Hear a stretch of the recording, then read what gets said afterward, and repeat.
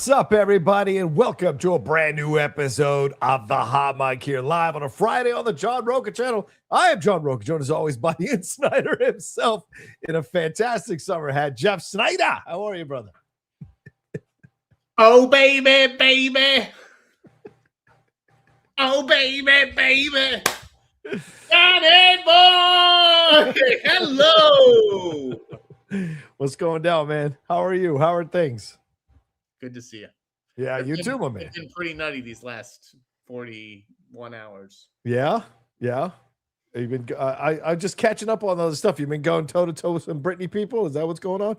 Toe to toe with Britney people. It's not just that. I've done fucking TMZ Live, Entertainment Tonight. Oh, nice. Inside Edition. Wow. Magazine, New York Post. The Insiders everywhere, baby. Wow. I didn't know you were going on those shows today. Jesus, that's amazing. That was yesterday. That was all yesterday. Okay. Well, I missed it, obviously, because I was driving to LA to see Mando and Grogu and driving back. So I was not keeping tabs on what was going on. I would have watched some of these spots if I'd known you were going live in some of these spots. So how'd it go? How were the responses? How were the questions? How was your debut? It was, so it's been a wild 24 hours. Obviously, the Britney fans have been insane. Coming after you? Yeah. The TMZ guy said I was like insensitive using the word crazy. I know this is like a very big triggering word. TMZ of all people is going to call you insensitive. Okay. I'm just saying. I did hear, I think it was Evan say that, and it's like, okay, maybe crazy is the wrong word, particularly in this situation, which certainly involves mental health to some degree. But that's, she was acting erratic. So the whole but what I'm getting at is that the media, they ran with the knife stuff, right? They really picked up on the knife stuff. And, at no point did I ever feel threatened. And in fact, I joked that I would have been blessed to have been stabbed by Britney Spears. It would be the best thing that had ever happened to me. Well, listen, we got to clarify this. Were you? Oh, so let's take it all the way back. Are we going to start with this? Should we just start with this? All right, let's start with this. Yeah, people want the tea. All right, if people want the tea, ladies and gentlemen, welcome to the show. Send in your Streamlabs and Super Chats. We are live. Support the show. Send in love as we go along. We're going to kick it off with this gossipy story here. Britney Spears apparently went a little, had a mental health episode, allegedly, according to people who were at this restaurant there in Sherman Oaks. Some of the people said that she pulled a knife, walked around, and what have you. And then today she was laying low, hiding her face, or maybe that's her whoever smelt it, dealt it face. Your thoughts? So Jeff, what is your connection to all this? Were you there? Is that what you're saying? Were you there? I'm the guy. Whatever the sources are. I don't know. I have not read a single thing because I was there, right? So I have not read any of the coverage. I haven't seen any of how the videos turned out. I kind of don't want to. But with the knife stuff, right? Talking about her history with knives. Yes. And okay, hold on. You know what? I'm gonna back up. I'm doing a bad job of doing this. Okay. Let me start over. I gotta be a narrative thing. I think linearly. All right. On Wednesday night. Yes. I went to a restaurant in the Valley. It was a real hole in the wall. Yeah. I had never heard of it before, but I was meeting a source. Yes. Right. And they wanted to go out of the way. Or maybe they just like the burger there. Anyways, we go to this place. We're there not 10 minutes, and this party of 3 comes in. And I clock one of the women immediately because she has long blonde hair. Right. And the figure of Britney Spears. Hey. Okay. Make of that what you will. So I noticed her. Right. I had no idea that it was Britney Spears at that point. Okay. I noticed her because she was making a lot of noise. And so eventually this party sits down and she is yelling maybe 1 or 2 words of every sentence. Right. And barking like a dog at times. Whoa. and just like acting very erratically, right? Okay. So me and my friend, we are like, clearly this woman has Tourette's. Like, Yeah. and what's my favorite movie of the year? I swear. So like I'm sensitive to this. I get this. Yes. I'm trying not to stare. We're just gonna power through and have our conversation. It's a small place too. It's like we can't just like move to the other side of the restaurant. Yeah. Nor would we want to. We're not like that. We're inclusive. So, anyways, Tourette's lady is going nuts basically in the corner. It's a real and eventually she takes off her sunglasses and I realize it's Britney Spears. Wow. So it's a four top that she's sitting at, and there's 3 people. She's there with like her bodyguard and she's there with her assistant. Right. And they're certainly trying to like make the best of a bad situation. They're trying to keep a handle on, all due respect, a hot mess. Right. Right. But it's just like not working. She's like the Tasmanian devil. Okay. She lights up a cigarette at one point in the restaurant. So like the staff had to ask the assistant to go over and ask her to put it out. Because she was by the door, allegedly. That's what she was by the door. And so it's like, I don't know if Britney just like, I think she's really a scared girl. And I think she's paranoid. I'm sure that this incident didn't help, although that's not what I intended. I don't mean it to like everywhere you go, the fucking media is hiding. That's not what I'm trying to do here. I was just telling a story, honestly, about a crazy night at dinner with Britney Spears, and it spiraled into this huge thing. So she was by the door smoking, but it's like that Dunkin' Donuts sketch with Casey Affleck, right? Where he's and he's like, outside. They're like, no, you're not outside. That's exactly what it was like, kind of. Except didn't make quite the effort that Casey Affleck did. I don't really think. Wow. Anyways, it's like I respect it, dude. Like you're Britney Spears. Fucking behave however you want. This is how stars used to fucking act, and they should still act. And I hate all this woke nonsense. Stars should behave like fucking stars. Well, I got to tell you, I've had dinner next to Courtney Love before, and this was a little bit crazier than Courtney Love. I gotta be honest. That's saying something. The idea from the rep that she she was just having a nice, quiet dinner. Like, okay, who else was anybody else having a nice, quiet dinner? I know we weren't. I could barely have a conversation with my friend, but. We were also just super distracted the whole time because Britney Spears is there next to us. Right. She did a hair flip at one point, and her hair like wound up on our table. Like that's how close we were. I'm talking about like we had dinner like 4 or 5 feet from Britney Spears. Wow. We had dinner 18 inches from Britney Spears. We were like on top of each other. Right, so right. Flips her hair back and it's across our table, and we're both just like, "Can you fucking believe what is happening right now?" So she got up and walked around the restaurant a bunch of times and went to the bathroom a few times. I don't know, to do what, or if she just felt safer in the women's bathroom, right? They feel like less exposed. I don't know, like the psychological things that are going on, or what kind of day she was having, where she came from, or where she had to go to. Right. But yeah, she certainly seemed to be on or off something. Although everyone was like, "Was she drinking? Was she drinking?" I got to be honest, I didn't really think she was drinking. I thought she navigated the tight space pretty well. Like, she didn't really like necessarily bump into us as she was like, trying to get out of the table. Right. Like I don't think Britney's a bad person. I think she's a person who like needs some help. And like the last 24 hours, all of her fans have been like anti-Semitic shit. Okay. Whoa. You're a Jew, blah, blah, blah, blah. Wow. Homophobic stuff, calling photos of me and my brother, God knows what. And Jesus. On Instagram. And then photos of my dog, right? They comment, "I'm glad your dog is dead." Wow. Like, what a fan base. So what has been the response from have you had the rep reach out to you? I know you've been on all these shows, but Jeff has not reached out to me. Once, which means there's nothing to dispute. I mean, I wouldn't even like, what are you going to like, if I got a letter right now from Britney Spears' like lawyer, what are you going to do? Like, this is the story. This is what happened. Right. This is what you experienced personally. Like, none of you were there. I was there. Right. The only other reliable witnesses are the assistant and the bodyguard.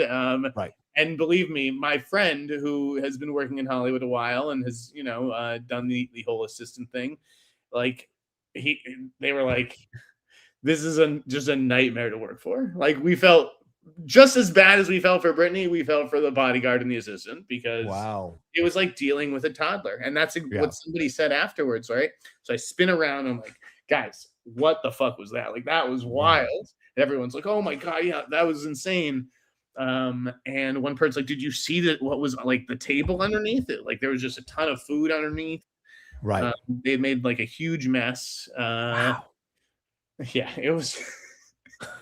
Well, one of the things that stood out to me in the story was because I didn't know you were the witness. So I'm hearing like everyone was watching. I did it all. Yeah. Okay, I sold the photos to TMZ. Wow, so that was this is the thing, and this is the distinction, and I'm gonna get it. I'm writing a whole thing about it tonight. So if you guys are interested further, like I'm going in detail. I don't want to spend the whole show doing this, but it's like that wasn't my intention. I didn't like take photos the whole time and then sell them to TMZ. I put the shit on my Twitter and was like, this is fucking crazy.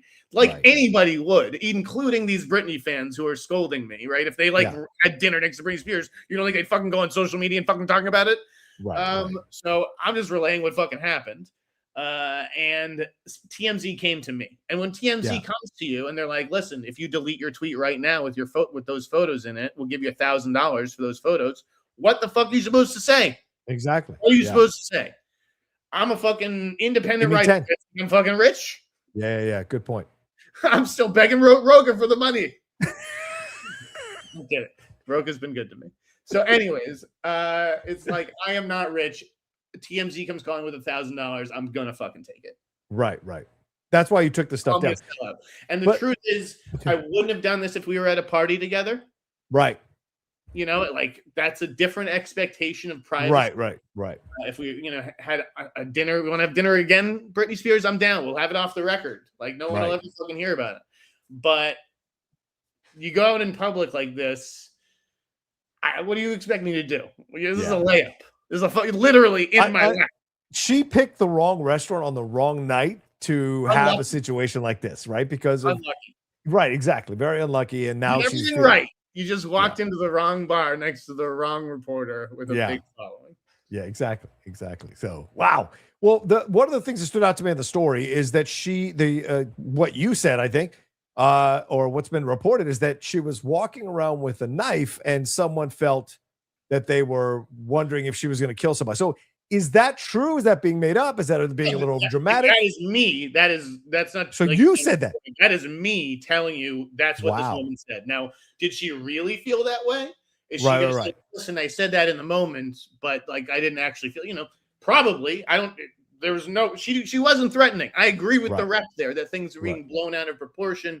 I don't think she was threatening at all. She's a sweet girl, Britney Spears. Right. Yeah. But whether intentionally or not, she walked around this restaurant at least one time with the knife, right? Normally, when you stand up from your table, you leave your silverware there. No, was it just like a butter knife or was it like a steak knife? That's another distinction that I make in the newsletter tonight. It's not a fucking butcher knife. It's not a steak knife. Right. It's a fucking, It's a butter knife, so I don't think anybody's gonna die taking the butter knife. And I joked to her, like I joked to the lady when she was like, I thought she was gonna stab me. I was like, lady, the best thing that would have happened to you ever was being stabbed. And then she was like, well, not if it was in the face. And she had a good point. I was like, I guess you're right.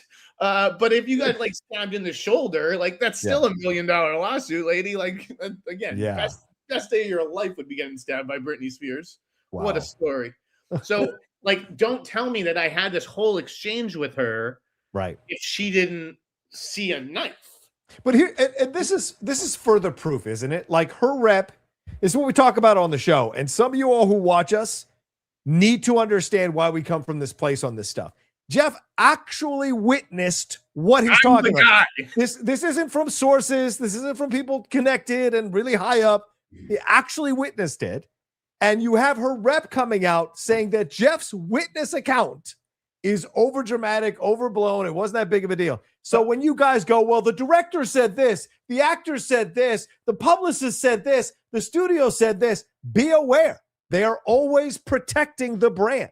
And You they are are rarely telling you the full truth. Yes. You are correct. But in this case, I do kind of agree with her team in that it is blown out of proportion. The question is, right?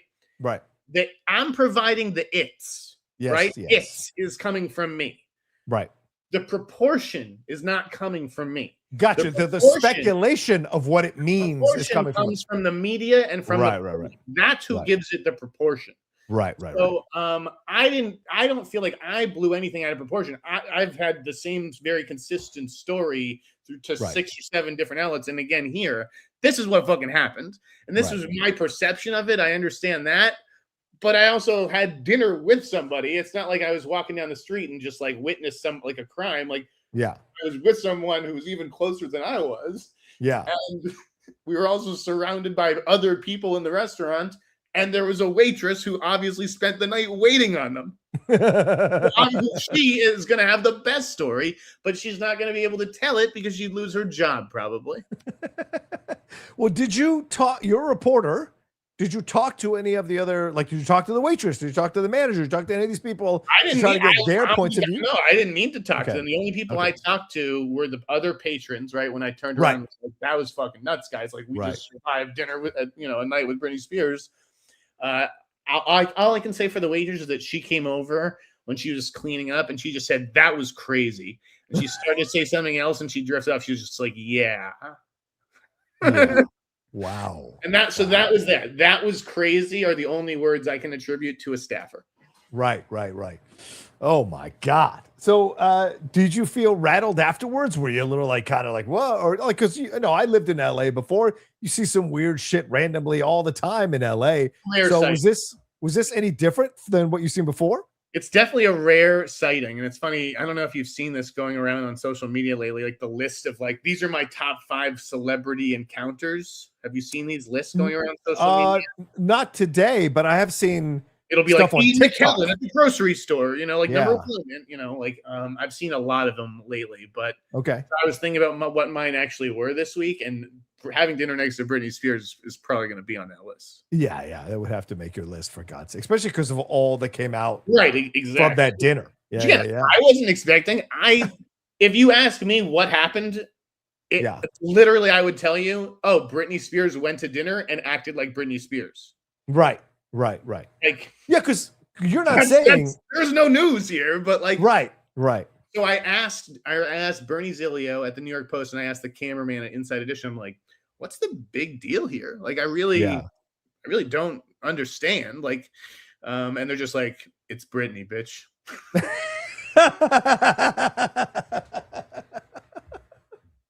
Yeah, because people have a thing for it. People still have a thing for it, man. That's never going to end. Telling me.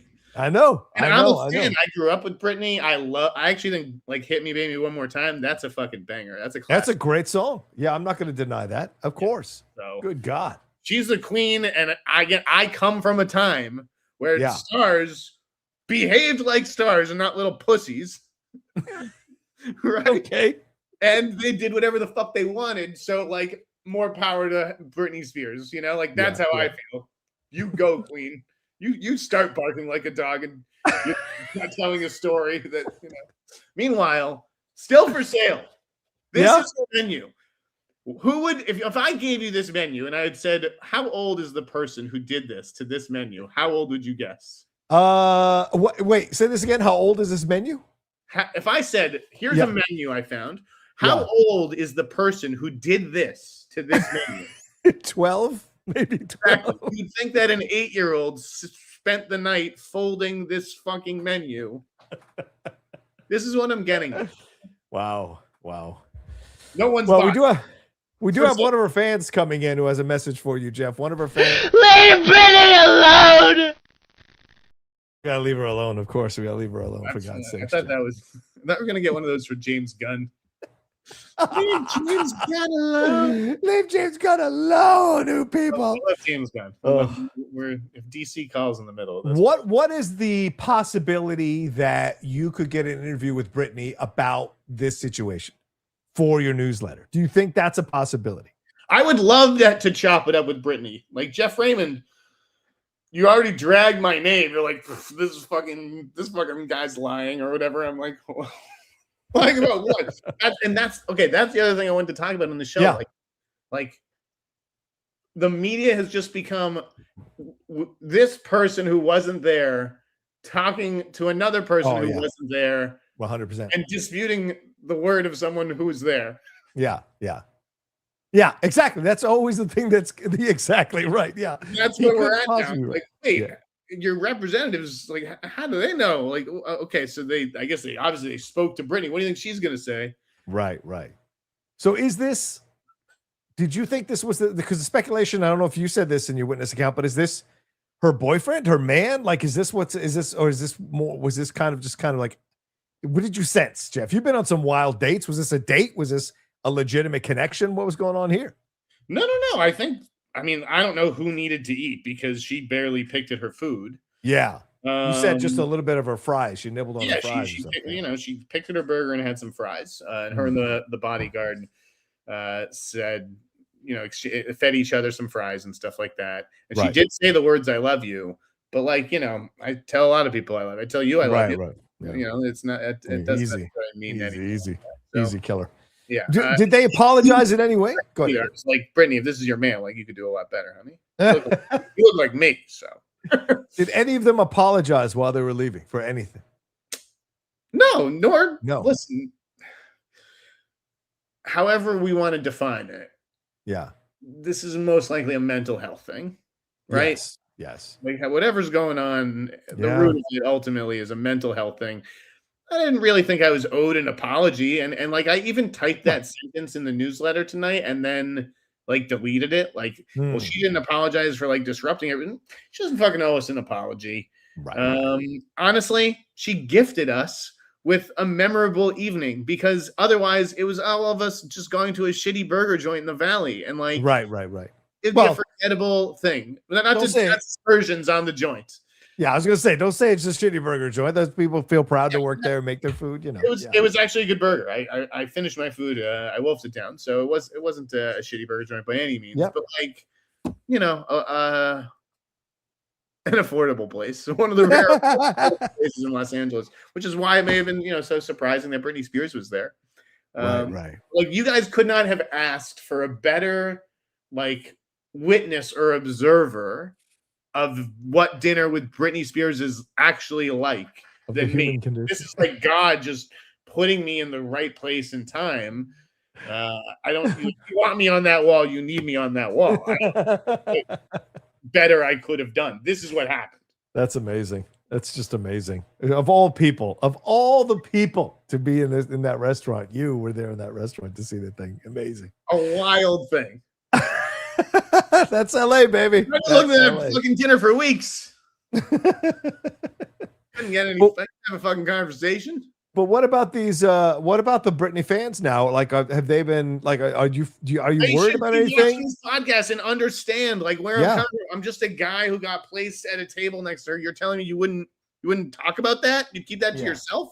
Of course. Unfortunately, I can't lie about it. I can't lie and say she had a nice, quiet dinner. It was the best dining experience of my life. It was a fucking nightmare.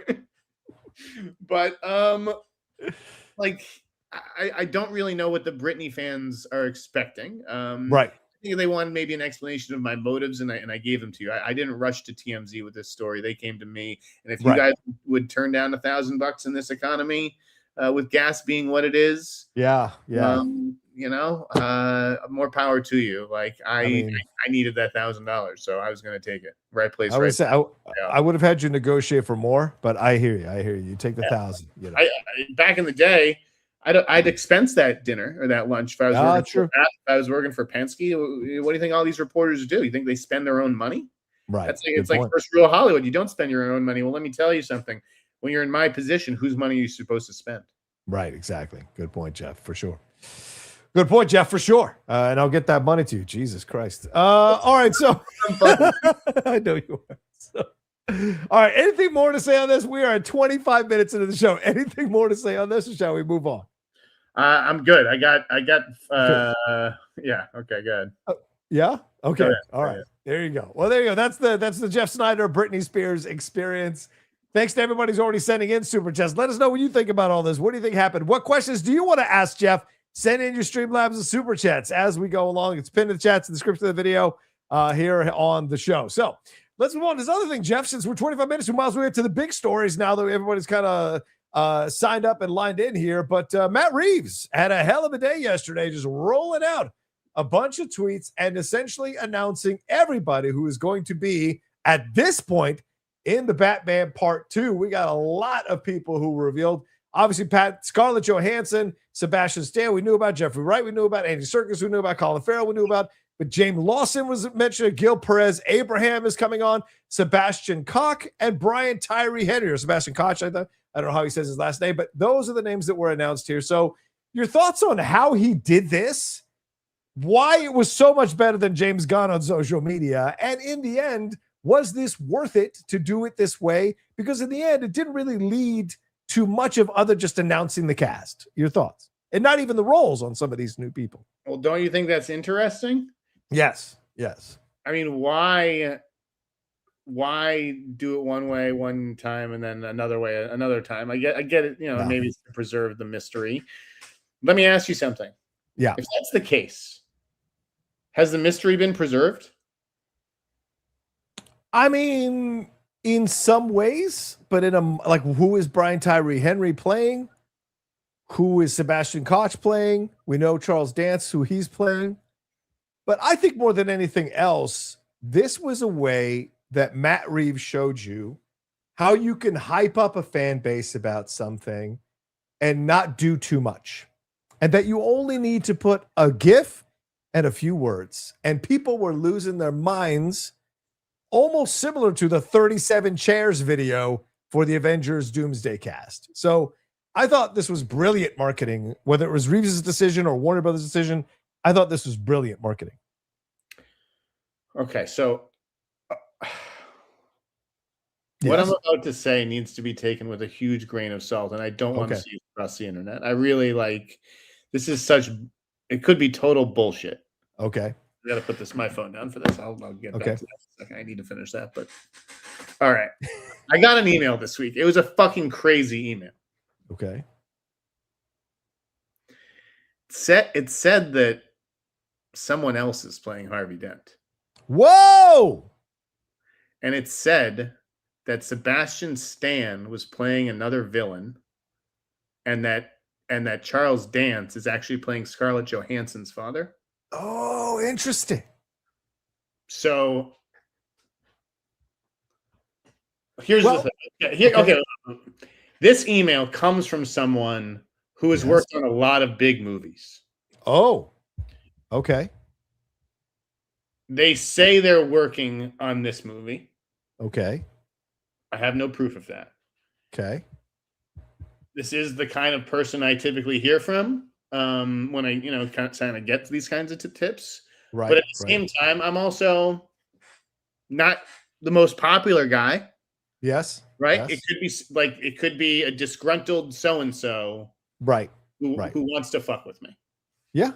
Very possible. So, you have to take this with a huge grain of salt. But given who this person claims to be, yeah, I could see their claim about working on the movie being true. Yes. And it is just a little interesting how neat and quick and everything happened, right? Or it's just like, yeah, this is who this is, and this is who this is, and this is who this is, and that's that. Yeah.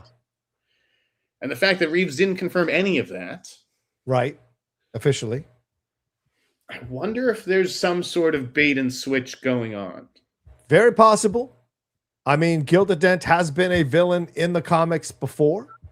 Could she be Two-Face for this particular story? And maybe Sebastian Stan, as some people are already speculating in the chat, could be playing Hush, the character, the Tommy that becomes Hush.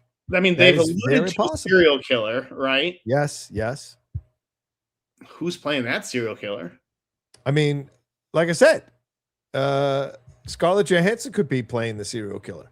Very possible. And especially if Charles Dance is her dad, right? Maybe something happens with the Court of Owls. I have no Charles idea if there's a famous Batman character with whose father is also part of it, other than like Ra's al Ghul and Talia al Ghul or the Falcones, right? Right, Like, right. those have sort of been done. Yeah. So I don't know if there's somebody. In the Batman The Long Halloween, Gilda Dent becomes the serial killer known as Holiday, who kills members of Gotham City's crime families in correlation with holidays in the yearly calendar. So it's very possible that it's her father who gets killed or fucked over by these crime families, and she takes out her vengeance on the crime families by becoming a serial killer, right? And on the same side, we get the introduction of Hush, the character of Hush, which is interesting. So how will Batman navigate two of these villains operating in two completely different ways? So they may not be married at all. They may just be completely different. I don't know if we're being fucked with now. Yeah. Because of the credibility of this person's name. Right. Which, listen, it's easy to get an email address that isn't in use or whatever. But yeah.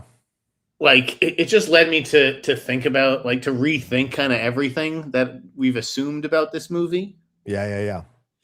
And as somebody noted in the chat, wisely, actually, there's been this bit about Sebastian Stan training lately. Yeah. Getting bulking up is what they said in the chat. Yeah. What do you need to bulk up to play the fucking DA for? Right. It's still Sebastian Stan. It's not like he's like that fuck who needs to lose 30 pounds to be in a movie. Like, seems like he's got a decent figure. Yeah. Can you just play fucking? Can't you just show up? Right? Like, what are you bulking up for? Yeah. Curious. Yeah. Curious. I think your friend who reached out to you might be onto something. And some people have kind of suspected that in the chat rooms and in previous comments about some of the stuff that's been announced around the Batman too, that they don't necessarily buy the spoon-fed response or presentation, so to speak. Yeah. And here's the other question. So, but like, okay. This also makes me think it could be fake. So I did ask a follow-up question. Okay. I did ask a follow-up question. I'm like, well, if he's not Harvey Dent, who's Harvey Dent? Right. Like, because what if Scarlett isn't playing Gilda Dent and she's some other character and dances her father, and Harvey Dent's still in the movie? Just hear me out? Could Brian Tyree Henry? I love that idea. Be playing Harvey Dent. I love that idea. I think that would be amazing. And I think Brian Tyree Henry's the kind of actor that if you did the quote race swap with Harvey Dent, people wouldn't be too pissed off about it, because Brian is such a great actor, and they've loved him in the Godzilla stuff, loved him in Atlanta, and all these other things that he's done. He's just such a cool actor that I don't think a lot of people would be upset about it if they went that route. The response I got to that, just so you know, again, this is just some random person I've never dealt with before. Yeah. Was this icon? Oh, okay. So, like, is that okay? Is that like, like he's, or is that someone? Is that evidence of someone who's kind of pulling your chain and being like, yeah, Brian Tyree Henry's Harvey Dent? Maybe. You know what I mean? Could be. At this, like, the response made me think, oh, this person's fucking with me. Right. Well, this is a speculation. Cameron says, if this is true, ScarJo has to be Phantasm Andrea Beaumont, and Sebastian Stan should surely be playing Hush Tommy Elliott. So very possible. Very possible. It seems just a little too easy. And I know I'm the guy who's like, no, I heard this and I heard, like, listen, that's what everybody's been hearing.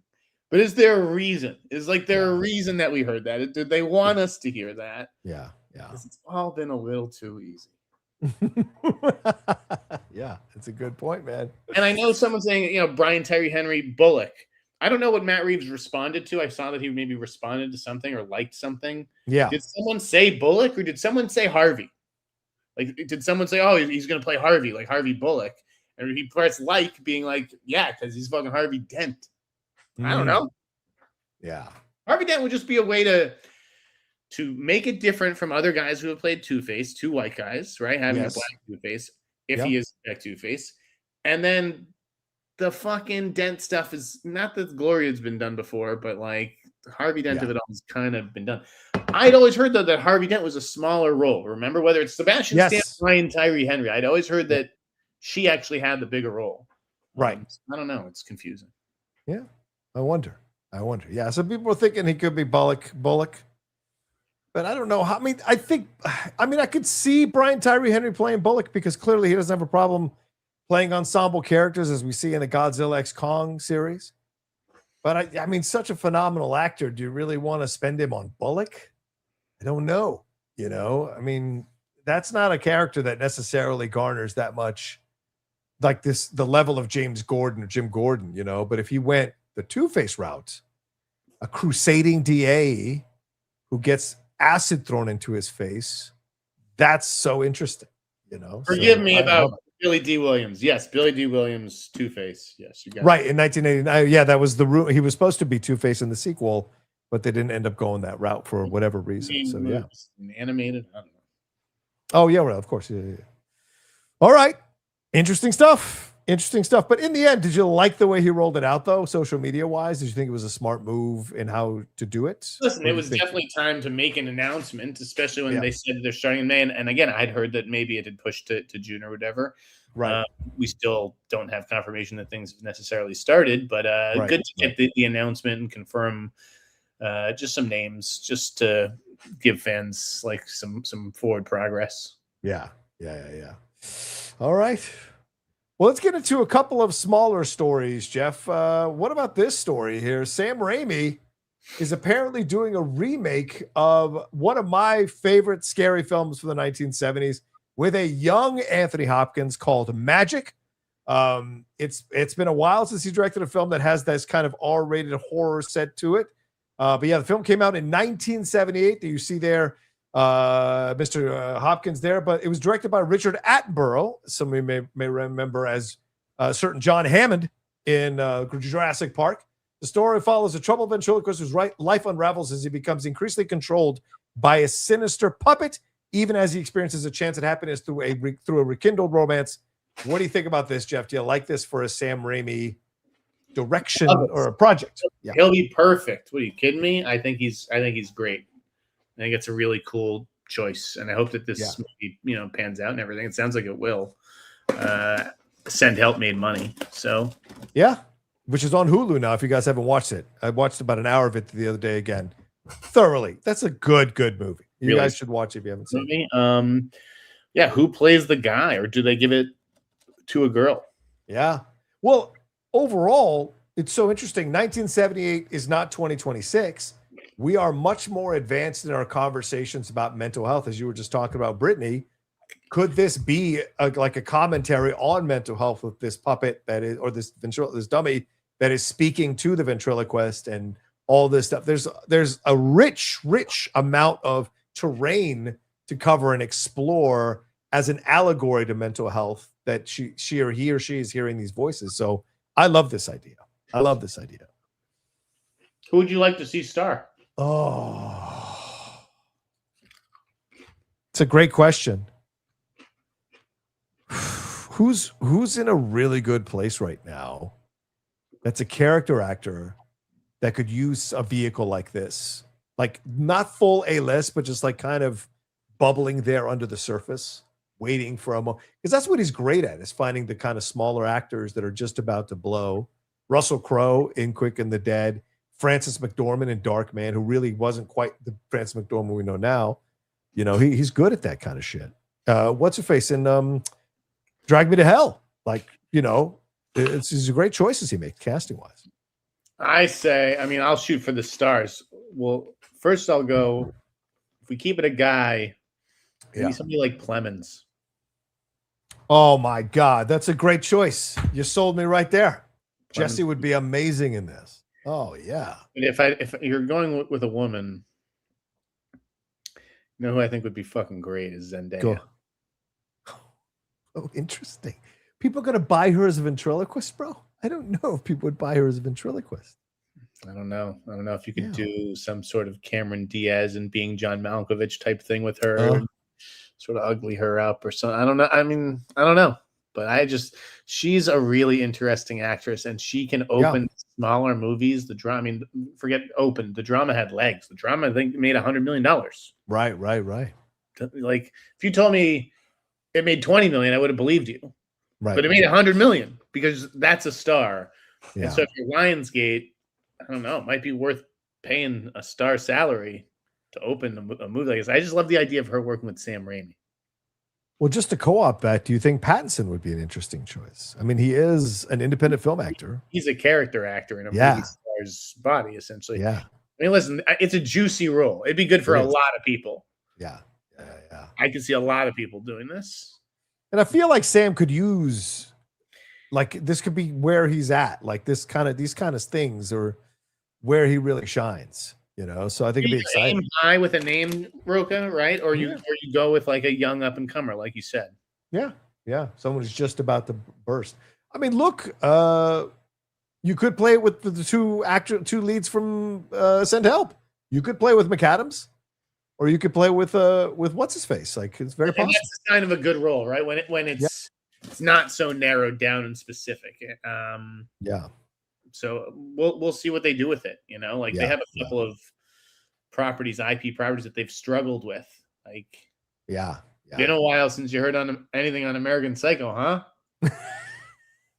Listen closely, you might hear something. Keep listening.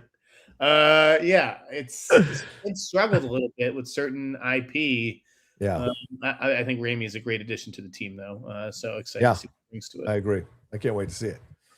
Let's take a left turn into a weird area. I don't know if you saw this, Jeff, but apparently the Expendables are coming back, but it's going to be an all-female version, and they're going to call it the Expendables, spelled Belles.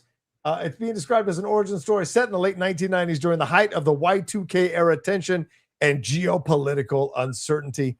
The plan is to introduce a new generation of elite female operatives in a stylized, action-driven cinematic event designed to expand the mythology of the franchise while standing firmly on its own. We have a fight happening this weekend, Jeff, between two people who have actually acted and can fight. So it seems like a no-brainer that you would cast Gina Carano and Ronda Rousey in this thing, adding and get some other women who want to be a part of this and are action heroes, for God's sakes. Your thoughts on this? I mean, if that's the route you want to go, or you treat this a little bit more seriously, like, it's not like, Ocean's 8, we need Gina Carano or Ronda Rousey. I know this is like different than Ocean's 8. It's not a heist movie, it's an action movie. And those women would be, they're total badasses, but you want to invite all the political shit that kind of comes with them, you know? I guess, but I mean, this is the audience you're playing to, Jeff. The red state audience is going to go see this. They don't give a shit about Gina's politics. So I think that's why you cast her, because she actually can sell it. And depending on how she performs tomorrow night during the fight, by the way. Awkwafina, like, do I cast what? Do you cast Awkwafina? No. What? No one's going to go see this with Awkwafina as the lead. What is wrong with you? That's kind of the joke. Like, is it an action comedy? Like, are we taking this seriously, or like, is this going to be like Anna Kendrick, like in the Expendables? Like, and she's like, "Yeah, guys, let's go." Oh, I'm telling you, this will be Anna Kendrick. Stallone's involved in it. So if Stallone's involved in it, they're absolutely going to get like hardcore women to be a part of it, and fighters. And women who've been in action films. I wouldn't be surprised if Zoe Bell shows up in this in some way. I was just going to say Zoe Bell. Zoe Bell's the fucking best. We love Zoe Bell. Yes, but like, yes. You know, like the girl from Searching or whatever is the lead Street Fighter, Kalina Liang. Right. That she's not going to be in it. Like, that's an actress playing tough. You know what I mean? Right. But maybe the girl who played Katana in the most recent Mortal Kombat movie, she could be in it. With all these people who know what they're doing, you need like some star power. You need Charlize. I'm telling you right now, Charlize is the lead. Charlize Theron is the lead of this. You got to convince her to be a part of this. Badass, yeah. Don't you think? I wouldn't fuck with her, Charlize. You got to. She's got you. First of all, it gives the film credibility. Second of all, she's done action sequences or action movies recently, Apex and others. So she has a name in the action movie fan base. And so I think that's who you start with, and then you branch out from there. But it'd be foolish not to do it with Gina, not to do it with Rhonda. It'd be Michelle Rodriguez, right? Like there are badass women who work in the business now and do a number of things, and I think those are the women they're going to lean towards rather. I mean, just to go back in time, I think Cynthia Rothrock is still alive, so you can have her do a cameo. That could be a lot of fun. Rocha. Brigitte Nielsen, you got to bring her in as a Russian Oz spy. Yeah, go ahead. I mean, Sigourney Weaver.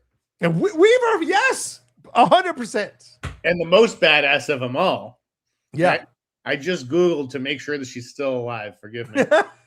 Go ahead. Pam fucking Grier. Pam Grier, yes. Pam fucking Grier would be your Nick Fury. And let me tell you something. When you Google Pam Grier, you know what comes up?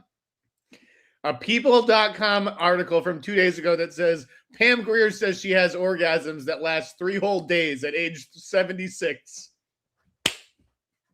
You're telling me there are podcasts better than this? Get the fuck out of here. I've got Britney Spears material and Pam Grier. Right. You could go Viola Davis with G20. She just did that G20 film, of course. Got to have Linda Hamilton in the Schwarzenegger cameo for sure. I mean, Monica certainly could use a film to be a part of. Monica Barbaro, I think, should be interesting. Denai Guerrera could be interesting as well to put her in this thing. So, yeah, Ming Na, great. Ming Na Wen, sure. Zoe Saldana, of course, with Colombiana, of course. Come on. These make them. Oh, man. Peppermint. Yeah, Jennifer Garner. Sure. Maggie Q. What was the film she did? Oh, what was the show? Oh, yeah, La Femme Nikita. Right. And also the Mission Impossible film. So movie. this is, can you afford everybody? Yes, and you have to get June Squibb. June Squibb. Lucy Liu, Pam Grier. It's like happening right now.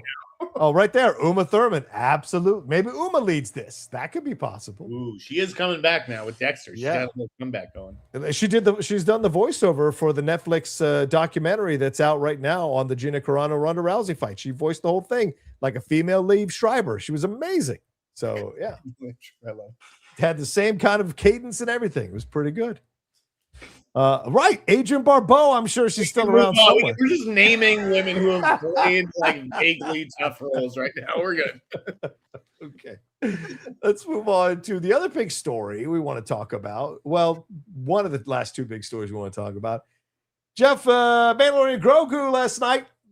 Mixed reactions here. There were a lot of positives reactions. Eric Davis had a very positive reaction.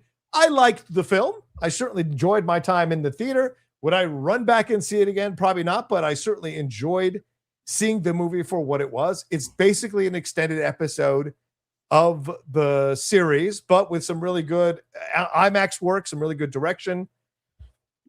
There are plot holes. There are some, kind of exposition as character work type of thing that goes on. But overall, I liked it. But I will say, I heard from a couple other people, a couple other friends of mine, didn't 100% like it or didn't think it was that good. So there have been some negative responses.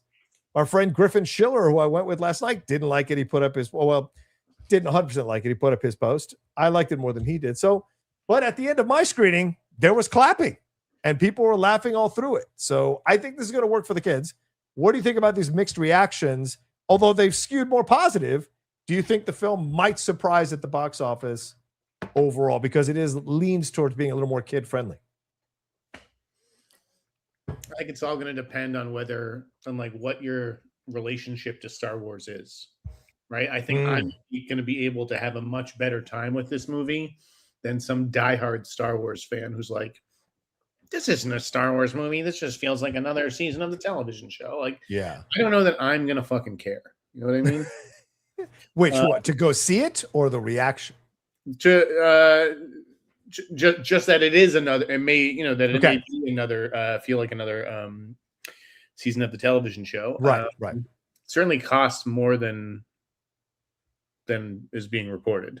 Yes. I will say that. Okay. But, it doesn't break the budget like Solo or some of these other projects that have gone like way over budget. So I think that they've acknowledged that, like that's the idea that there's maybe less interest in this, or that people are going to view it a certain way. I think that's factored into the budget. I still think you're looking at like a $500 million movie that keeps the brand going in a safe way and doesn't destroy it further. And then while you're waiting for the big, not just Starfighter, but let's just be real. While you're waiting for episode 10, right? Really? Yeah. Yes. Yeah. Yeah. I mean, I can say this for sure. This is a film that is, I think a lot of the adult critics are going to be split on this, but I think the overall fandom of The Mandalorian people are going to like the movie, I think. And so that's where it's going to really find its sweet spot. But I'll be curious to see how the box office responds, because it is very Grogu heavy. If you like Grogu, you think Grogu is the cutest thing in the world. I was sitting next to an older lady at the screening, and she was grabbing my arm 2 or 3 times during some cute moments. I don't even know who the woman was, but she grabbed my arm 2 or 3 times during the. Now imagine you saying that, right? Okay. And the international media runs with it and goes, "New Star Wars movie is terrifying." You know? Because she grabbed my arm. What happened to me. It's like all I did. Are we swinging back to that? Okay. One lady, yes. I'm just. That's the example. That's fair. That's fair. But I will say that I want to say this because it's our show, and I get to speak my piece on our show. I went to the screening. I drove 3 hours to LA to the screening last night. Didn't call me either. Well, because you were busy with Britney, and I got into the screening, and there was a guy. Okay, so my friend and I get to the aisle we're supposed to go in.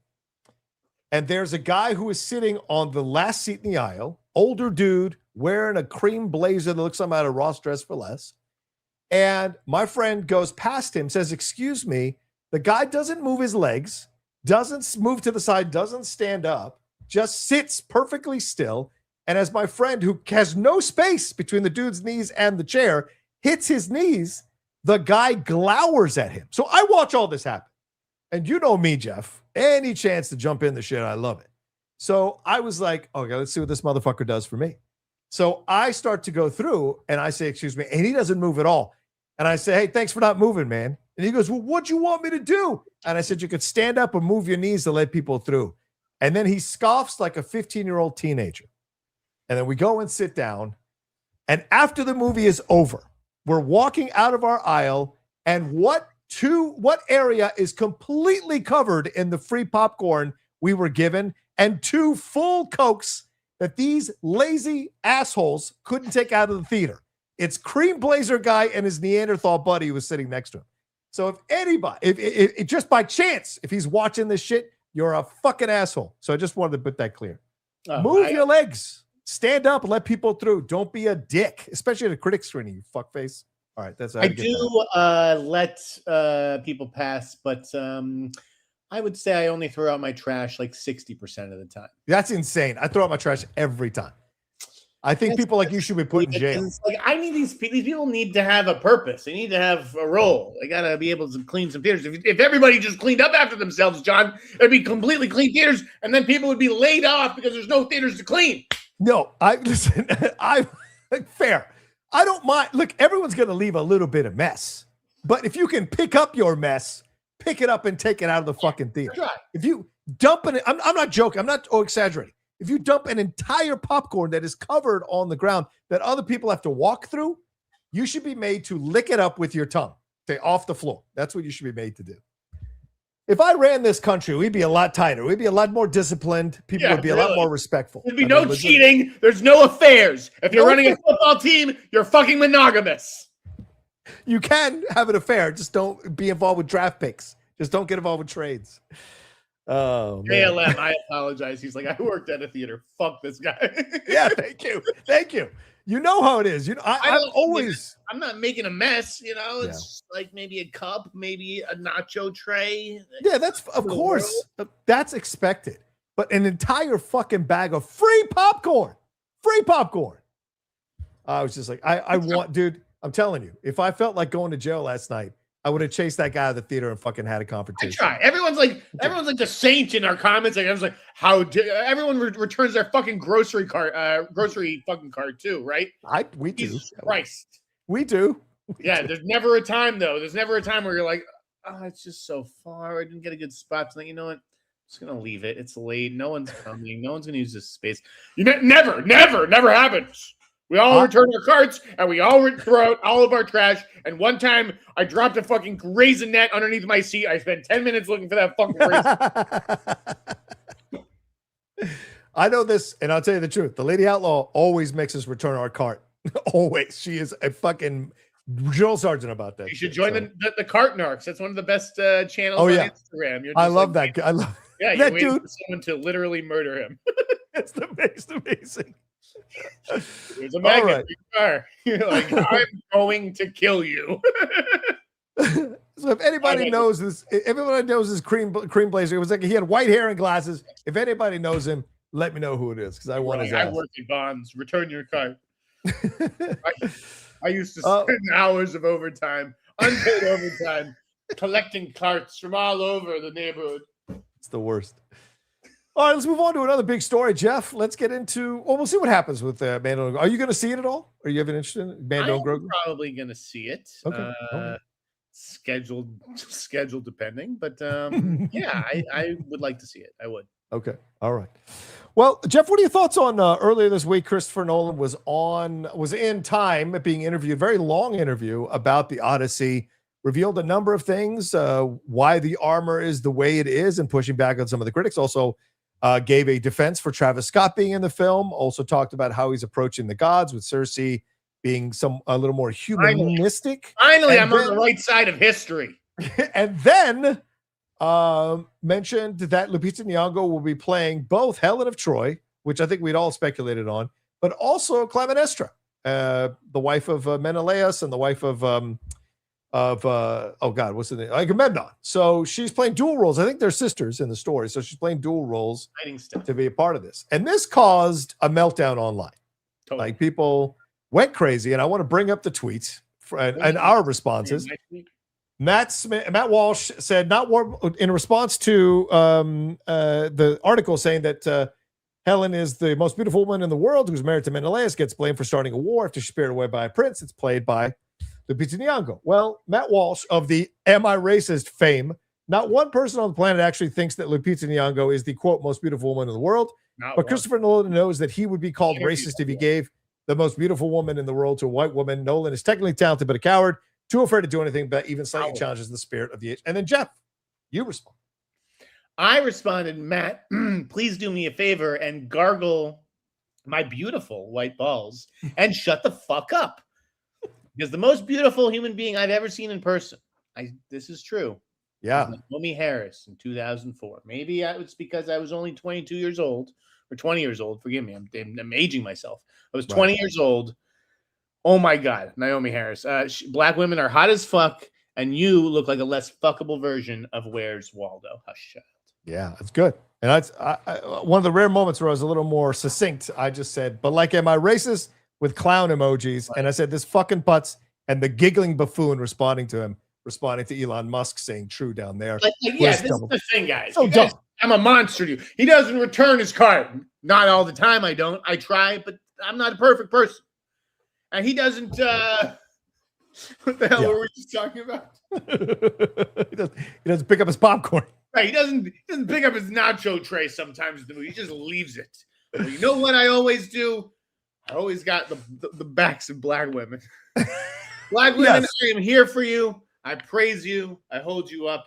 You are beautiful. And fuck this guy, Matt Walsh, this dumb motherfucker. Lupita Nyong'o can absolutely play Helen of Troy. Yeah. Christopher Nolan is not a coward for not casting a white woman. Like, what do we want here? Do we want Anne Hathaway as Helen of Troy? Like, he had an almost all white cast in Oppenheimer. I think it's 95% white and won an Oscar. So why would he be afraid to cast, make a person of color or make it a white person because he was afraid? Like, it's just so stupid. The logic here is so fucking stupid. But this is what I get to, Jeff. This is the danger nowadays, man. And whatever side you're in. Like, if you're a creative you are walking into a minefield every single time you do a film. And if it's a film with big name or big legacy, like something like the Odyssey, people are coming with it. Like, are you going to make my Odyssey, my version of Odyssey? You better do this, this, and this. And to be fair, happens on both sides. You better check my boxes or I'm going to get upset. And so to me, if we don't stop doing this as fandoms, and I mean across the board, we are going to suffocate the creative community to the point where some of the great films or the great directors, the great actors, the great producers, great writers won't be making those films that change our lives or change our generations after us lives because we created such a toxic atmosphere. Opinions are fine. Analysis is great. But the overt desire to force a creative to do what you want them to do is going to destroy art. It's going to destroy art. And I want to ask you something. Yeah. You're a very good orator, right? You talk all day. That's your job. Yes. You ever think about going into politics? Me? Yeah, he's got a good name. A good name for his sign. The sign doesn't even need to be that big. I mean, I have had my name chanted before. Yeah, Rocha, I can see it. Like at rallies. You could be a man of the people. But but you know me. I'm an antagonist. So look who the fucking president is. Yeah, but I don't want to be him. I don't want to be him. There needs to be. I mean, listen, he's not supposed to be able to run in the next election, anyways. Who knows if that'll be the case? But if you have let's just say he did, the Democrats need someone who can fight fire with fire, right? Yeah, and that's someone who can poke back. I would be up for the fight. I've told you that before. It's one of the it's why I tweet so much about it, because I am a frustrated wannabe politician, but I don't know if I have the ability to get money, connect. And I don't know if I have the ability to not step on my own dick at times, because I have at times misspoke or spoken out the wrong thing. And so it's always my concern. But then I see people all across the political spectrum, Jeff, who are constantly stepping on their dicks, whether they be female or male. And it's just fucking mind-blowing. You won't get the homeless vote, John, but you know what? God, I wish that was such a long time ago, and it was such a spur of the moment thing. And I was coming from a place of empathy, not a place of judgment. And I wish it is growing these days. What's that? It's a thriving vote right now. Yeah, right, exactly. I wasn't coming from a place of like no one should be homeless or people should be like no. It was a guy I saw who was in the worst condition, and I just felt so much pain for him. But people twisted it because they wanted to twist it into something completely. Exactly, that's the thing. Yeah, drinking the pink slime and Ghostbusters 2. Yeah, exactly. So, but listen, I've thought of it. If I could get a machine behind me, fuck yeah, I'd do it in a heartbeat just to see what would happen. But who knows? Anyway, paying for you. I don't know if you would or not. I don't know if you would or not. I am kind of lazy. I'd be like, I can't paint today. I just stayed at home. It's all like this grocery stores next to me. I'm like, yeah, I went out. I did it. All right. So what do you think? But what do you think of everything he had to say in here? Anything that you take away from it? Anything that was important or big or anything? What are we talking about again? Christopher Nolan, the Odyssey interview. Not really. The whole Travis Scott is like rap and poem. And I'm like, yeah. Did anything give you pause? I guess is what I would ask. No. Okay. No, it's Christopher Nolan. I trust him. The Odyssey looks great. I don't care who's playing who. I don't care if Elliot Page is there. Like, right. I don't know what people want. Do we want historical accuracy? Shut the fuck up. That's great. Well, like any of these people were there. Like, yeah. My grandmother, she was there when the Trojan horse arrived, and she said it wasn't like that. Yeah. My grandpa was there in the restaurant with Jeff Sneider, and he said Jeff's wrong. Jeff's completely wrong. Yeah, exactly. Who's confirming the story? Britney Spears is that? There was no Trojan horse. There was no Trojan horse. There was no knife. He was cutting burger. I mean, that is true. Like listen, what's the first thing they give you when you walk into a restaurant? They give you a fucking knife. Yeah, that's true. That's true. We're all wielding knives at restaurants, technically. Yeah. All right, let's hit a couple more stories, Jeff, and then we'll get to the questions. I know we're over an hour, but what are your thoughts on this statement from Amazon MGM over the James Bond situation? Was this just more kind of like, yeah, we're getting to it, don't worry about it, everything's cool, keep trusting us? what'd you take from this statement that they issued here about the casting? Because all the rumors are Lordy is pretty much a shoo-in. So what'd you think of the statement?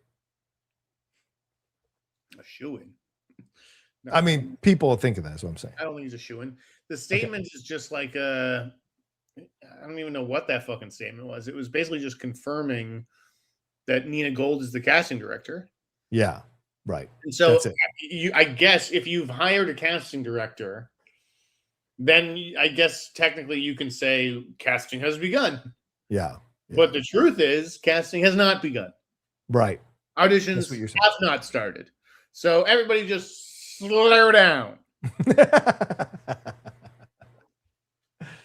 Okay. All right. I was like a non-statement that was just like, yeah, we're working on it. We're going to be taking our time, doing our due diligence, casting. But I felt that you don't make a statement like that unless the cacophony of noise around it has gotten too loud and you want to turn the volume down a little bit to kind of calm people down. So I mean, maybe, but also the Nina Gold thing, you could argue is news. Yeah, that's true. That's a good point. Like if that recently official. Yeah, I can see why Variety would go with that. She's an amazing casting director. So yeah. So wait. Okay. Let's talk about some names. I got. Oh, okay. Names here that she was involved in, has worked with. Okay. In mind. Okay, go ahead. Are you going to list some names? Yeah, I can list some names. Okay. I thought that's what you were going to do. Or do you want me to come up with names? Well, she was the casting director. Yes. On Nowhere Boy. Ooh, so Aaron Taylor Johnson. She did give Aaron Taylor Johnson his big break, I would say, if you wanted to qualify that. He was acting for almost a decade, actually, prior to that movie, but yeah, that is his big break. Notable. Yeah. Jack Lowden. Oh, yeah. Okay. I think she did, I want to say, I don't know if she did Slow Horses, but she may have done Dunkirk. Okay. I'm not 100% sure on the Dunkirk thing, but okay. I know she has experience. She cast Jack Lowden in something. He's somebody who I think has to be on the list of possibilities. Another guy whose movie I watched on Monday, and he was good. The script didn't really give him a ton to work with. Okay. But he's definitely got something, and that's Leo Woodall. Oh, yeah. Yeah. People thought he was going to play Aragorn in the Lord of the Rings movie, but he's playing another character. But sure. He is playing another character in that. So he definitely has a star quality. I just don't know if he's, I hate to say this, I don't know if he's as fuckable as James Bond should be. Oh my God. Jesus Christ. Sorry.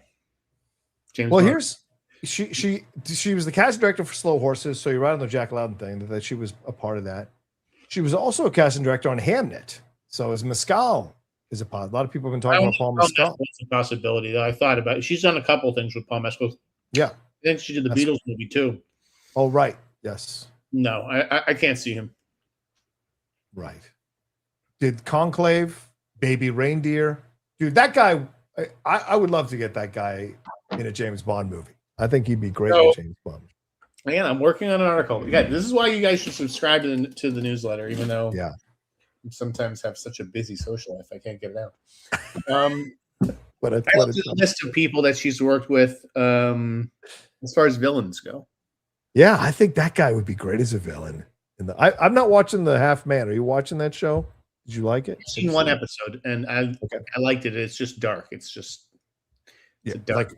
Just like Baby Reindeer was fucking dark. Challenging. But Baby Reindeer was much more accessible than I think this show is. Oh, okay.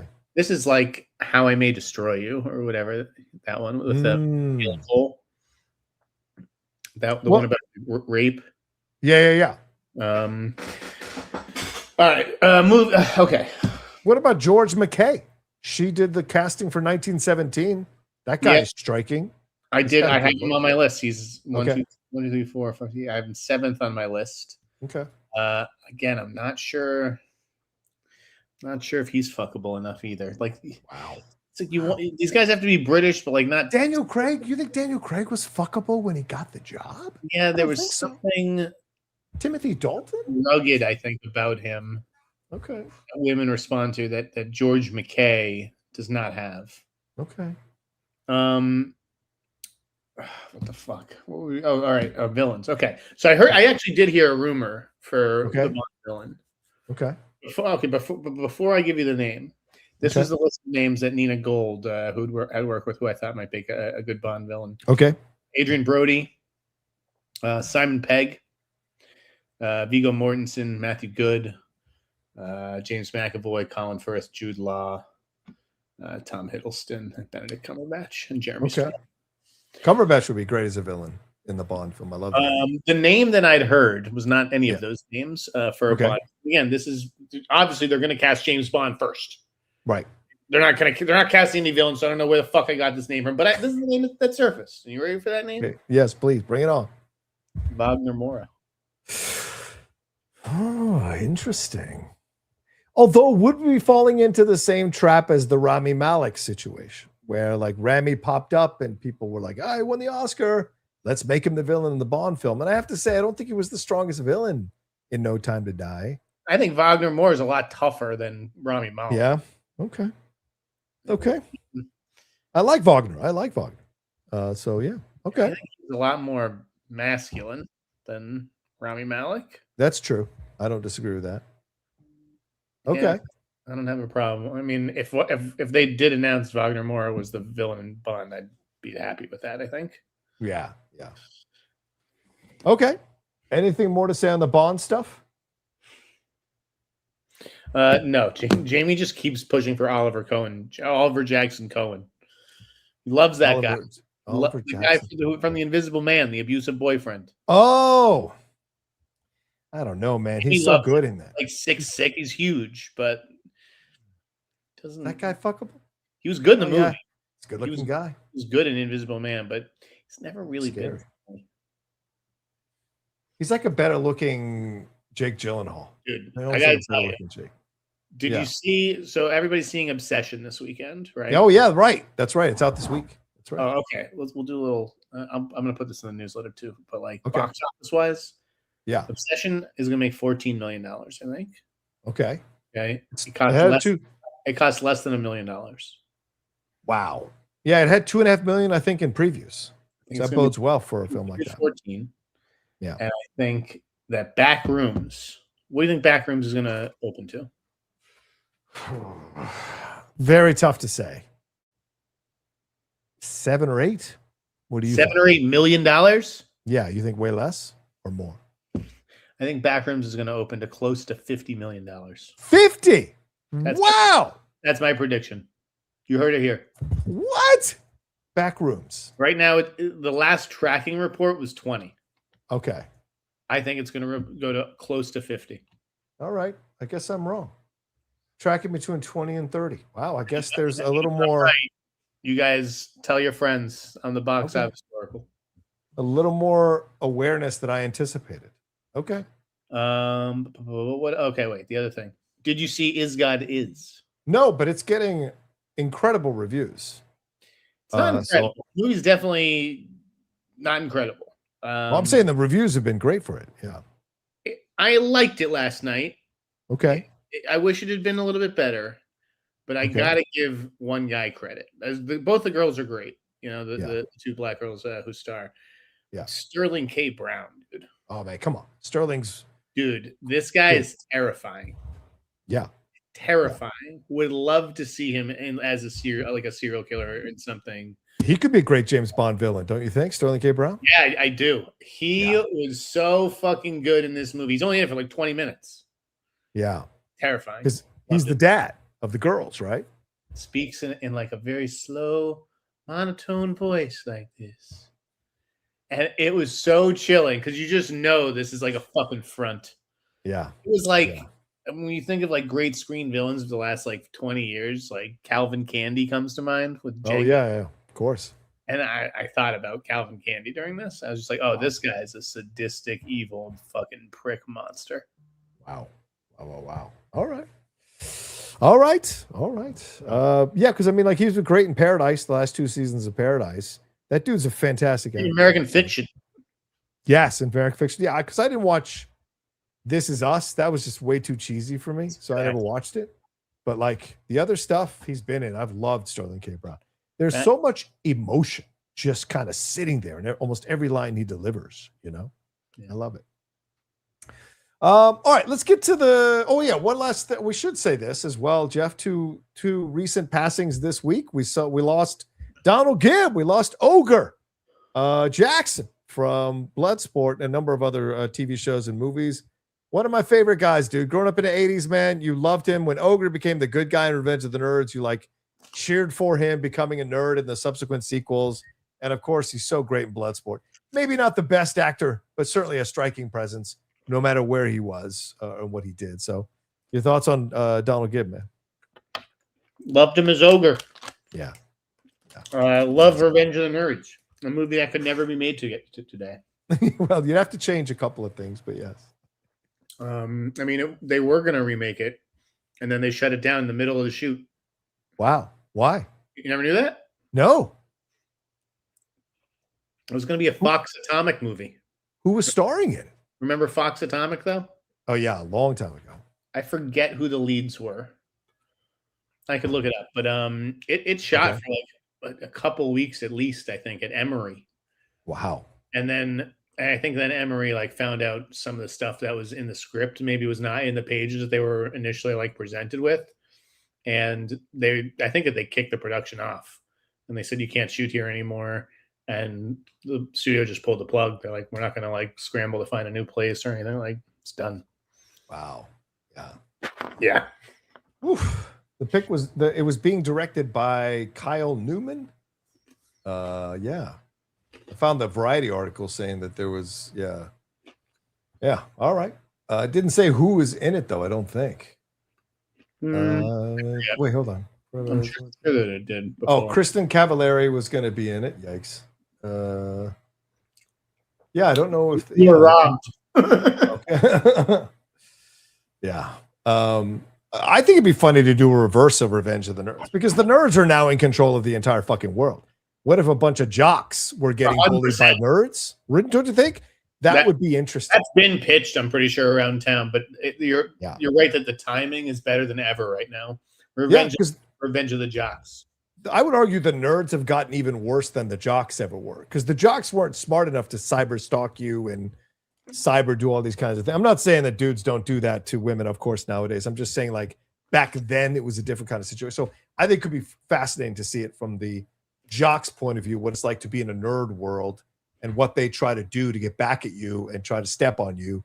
That could be interesting as hell, And the jock stealing the nerd girl, that could be interesting as a nice twist on all that kind of shit. Also, we lost earlier this week one of the greatest and well-known film critics of the last few decades, Rex Reed. One of my favorite critics, because Rex Reed didn't give a fuck about what you thought about his shit. Was he sometimes caustic? Did he cross the lines? Yes. But I always appreciated Rex as a kind of balance to the Gene Shalitts of the world. And as much as I love Leonard Maltin, he was never as mean as Rex. Rex was great sometimes. So, yeah. I like Rex as well. I used to email him when I was running Variety's Critics Picks. Oh, wow. That's the big chart where it's pro, con, negative, pro, con, mixed, whatever. Right. And so I'd have to fucking track down the 20 biggest critics in America every week. Some of them were pretty good about sending it on time. Rex was actually one of the ones who was good about sending it. But a lot of them had to be we're going to print tomorrow. I need your fucking pricks. So Rex would always, include maybe a joke along with his picks or whatever. I thought he was a really nice guy.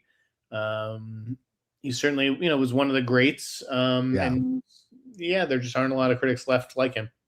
We don't have critics like this anymore. You're right. There's a bucket. Other than me, what critic could go be a movie star? Now you're a critic? Now you're let me mark this down. And I'm surprised nobody's cast me in Myra Breckenridge or something to that effect. You need to write. Gets roles, not me. You need to write Beyond the Valley of the Dolls, so you can just like Ebert did, and you can have yourself a good time there, man. All right, let's get to the questions, brother, man. We're an hour and 20 minutes into the show. Let's get to these questions and see what people have to say to us. Aiden Norton says, can't stop thinking about Obsession. Inde is a star. There you go. I haven't seen this, so I don't know. Jeff, did you see Obsession? Did you like it? I'm seeing it tomorrow night. Okay. Inde Navarrete is who he's referencing. Right. So I saw her in Trap House. Okay. The Batista movie, right? Right. Yes. She stood out in that movie. And I wanted to say at the time, like, I actually thought about, doing an Up and Comer of the Month interview. I wanted to anoint her at the time. So I was like, this girl has got something. She's one to watch. And then a couple months later or whatever, Fantastic Fest, hit, and they debuted Obsession. And it was she's the next big thing. And it certainly sounds like I'm seeing it tomorrow night. I can't wait. I have high expectations, and I've heard she's amazing. Like, one of the great horror performances. And a lot of people watch TV, of course, have been monitoring her because she was in 13 Reasons Why, 9 episodes of that. And then she was in 47 episodes of the Superman and Lois series, which recently wrapped up that a lot of people loved. So I had no idea. Yeah. I know. I've discovered her. Yes, I'm sure you did. Oh, did you see Affection? Like, I saw a trailer for that the other day, and I was like, wait, that's out already? Was it good, or did you see this film? Am I wrong on the title? What do you mean? Is the trailer came out? Well, the film came out 10 days ago. Yeah, Affection. It's a horror film with Jessica Rothe, directed by BT Meza. And I saw the trailer, and I was like, this is a fucking interesting little film. So not on my radar, but I'll check it out. I guess it's got decent reviews. Matt Lannon, cheers, baby. Total Retribution. I broke my toe in 2004. Ranked these 2013 movies: Snowpiercer, Lock, Prisoners, About Time, Rush. Ooh. That's okay. All right, I can do that. People aren't going to like my rankings because I love About Time, so I can't be responsible for where I put that. I'll go Prisoners 1, Lock 2, About Time 3, Rush 4, Snowpiercer 5. Ooh, wow. You put Snowpiercer 5. I put Prisoners 1, About Time 2, Snowpiercer, Lock. Oh, no, I guess Lock, Snowpiercer, and then Rush. Yeah, that's what I would do. Okay, not a All Rush. 5 good movies. How you liked Rush? I do like Rush, but not above those films. Okay. Jordan Weinhold said, loved Obsession. Predictability made it scarier. There you go. We got to be careful about some of these spoilers. If this movie's spoiled for me, I will climb through this fucking screen and kill somebody. There you go. What would it take to get I Swear back at awards consideration? It's so good. A fucking time machine. Yeah, good point. WView Grad says, in honor of MNG world premiere, rank these 5 father-son movies: Empire SB, Road to Perdition, The Pursuit of Happiness, Indiana Jones, The Last Crusade, The Road. Ooh, The Road. Here, I'll go. I would say Empire Strikes Back, Indiana Jones and The Last Crusade, Road to Perdition, only because the rewatchability of Road to Perdition. But I think The Road is the better film. Okay, so I'll put The Road then. Road to Perdition and The Pursuit of Happiness. Road to Perdition number 1. Wow. Empire 2. Wow. Pursuit of Happiness 3. Indiana Jones 4. And The Road 5. You're an insane person. Road to Perdition rules. I love that movie. Sean Nicholson, Spielberg said his next film is a Western. David Cupp is writing a new Westworld movie. Could these 2 projects be connected? Yeah, Jeff, a lot of people speculating that. Not only are they connected, Spielberg and David Cupp are the same person. No, they're not connected. Not again. I don't believe that Spielberg is doing Westworld. Okay. What do you think about what people are starting to speculate that Universal is like? I saw this. People were talking about how Universal is really pushing the Odyssey because they think Disclosure Day is going to sink and be a box office failure. Do you think they have a possible stinker on their hands in Disclosure Day? I think it's possible. I'd like to have faith in Steven. I think Steven's lost his fastball. Yeah. I don't know. I don't know what to think. But it's possible. Like, if you ask me right now, could it be possible that the Odyssey is bad? I would have to tell you no. It's not possible. Right. It's possible for Disclosure Day. Yeah. Yeah, I'm getting that weird kind of like, you do this business long enough, you get that sixth sense, and it feels a little bit like Disclosure Day could be a bit of a mixed bag or a disappointing film. We'll see. Jordan Weinhold says, I spell a Ryan Murphy Britney Spears limited series. Oh my God, that'd be amazing. That would be amazing. Ryan Murphy, Britney Now I'd Spears. be on it. Yes, you get your X-ray dream.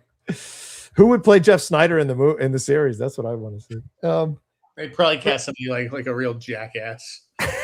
Like, guys, and we're bringing back fucking Kevin Spacey as Jeff Sneider. People are like, oh no. It'd be great. Sam Levine. Just shave his head, put the glasses on him. Fantastic support for the hot mic for spilling the tea. Thank you, Fred. Matt Guillemette, can't wait to watch The Mandalorian next week. Just kidding. Watching the 4K releases of Studio Ghibli Arity. Okay. All right. I don't know how to say that one. I haven't seen that one. All right. Cool. You got your shot in at Star Wars. Cartoon 49, rank these 5 gangster films. The Godfather, Goodfellas, The Irishman, American Gangster, Scarface. Why don't you do that while I use the restroom? Go ahead. All right. Number 1 is Goodfellas. That's right. You've come to the wrong place if you want someone to suck the Godfather's dick. It's not me. I'm going to go Goodfellas number 1. I'm going to go Scarface number 2. Where's my Scarface guy? Come here. My name is Tony Montana. That's him. Anyways, number 2, Scarface. Number 3 is The Godfather. Number 4 is American Gangster. And number 5 is The Irishman. But Goodfellas is like fucking number 1 with a bullet. That was the easiest one. Godfather, Scarface is close. But I've always been a Scarface guy. I don't care what anybody says. I don't care. I know I sound crazy. I know what I sound like. The Godfather's 3. What else? You're a crazy person. You're a fucking crazy person. I swear to God. I can't leave you alone. You say the dumbest shit. I can't leave you alone. Number 3 on that list. What? The Godfather. You? The Godfather's number 1, of course. Better than Goodfellas. Come on. Yes. It's not better than Goodfellas. It doesn't have that depressing last 20 minutes of Goodfellas. I guess I would put Goodfellas 2. You guess?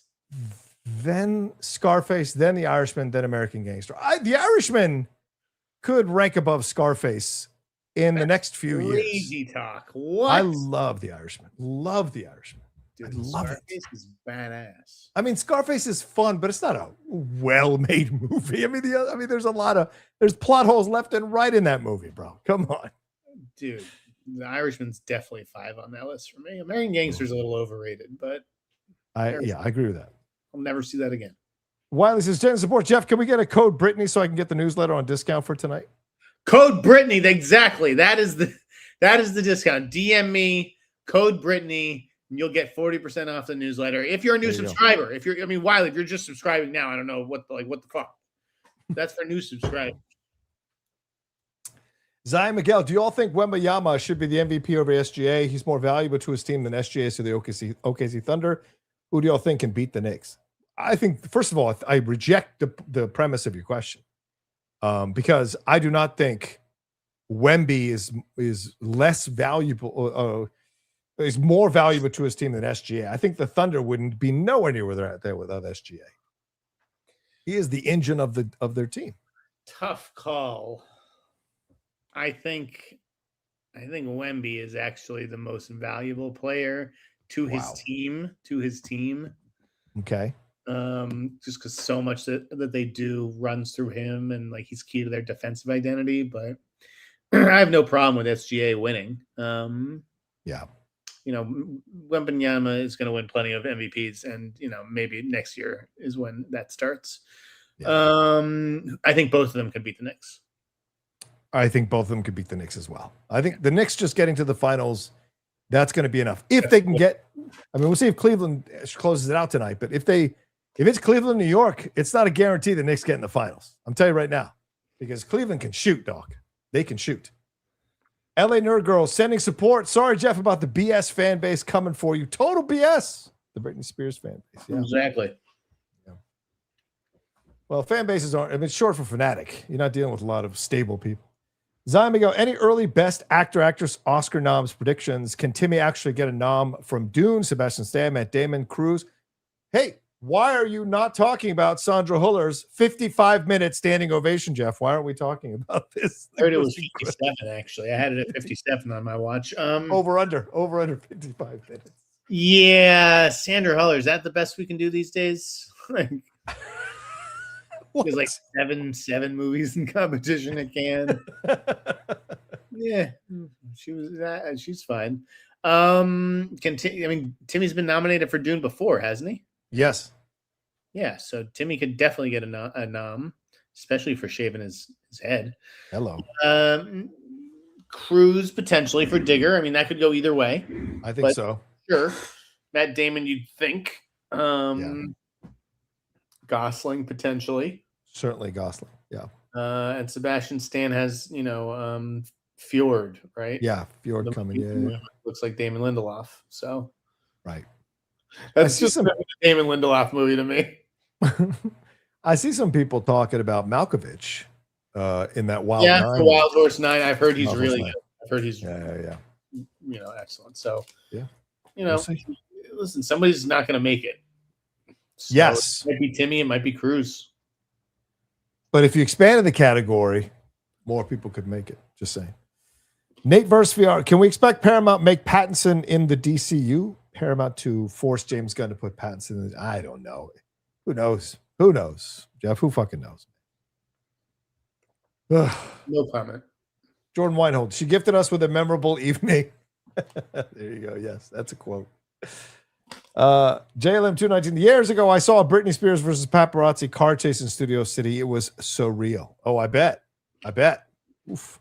And they are crazy, and that's the thing. I don't want to be locked in with that. That's not what I'm doing here. Just a guy trying to pay his bills. There you go. The All Yankee says support for Jeff living dangerously out there. Stay safe out there. Unfortunately, you got derelicts throwing anti-Semitic hate and dog hate your way. Shitty. I agree. Who are these people? How could you say that about my dog? How dare they? Everyone's got balls behind fake avatars. Everyone's got balls behind. Dude, there's another guy. I tweeted about this today. Yeah.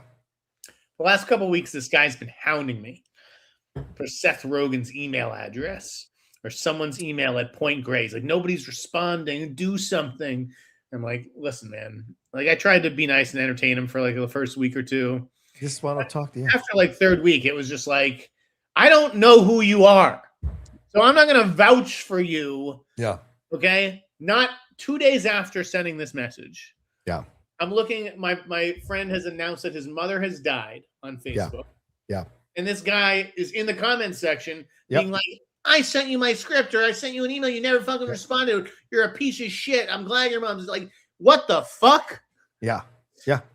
I called him out. I was like, don't ever fucking message me again, dude. You're scum. I fucking put him on blast on social media. Who are these people who think that they can talk to people however they want? Yeah. It's nuts. This is the thing.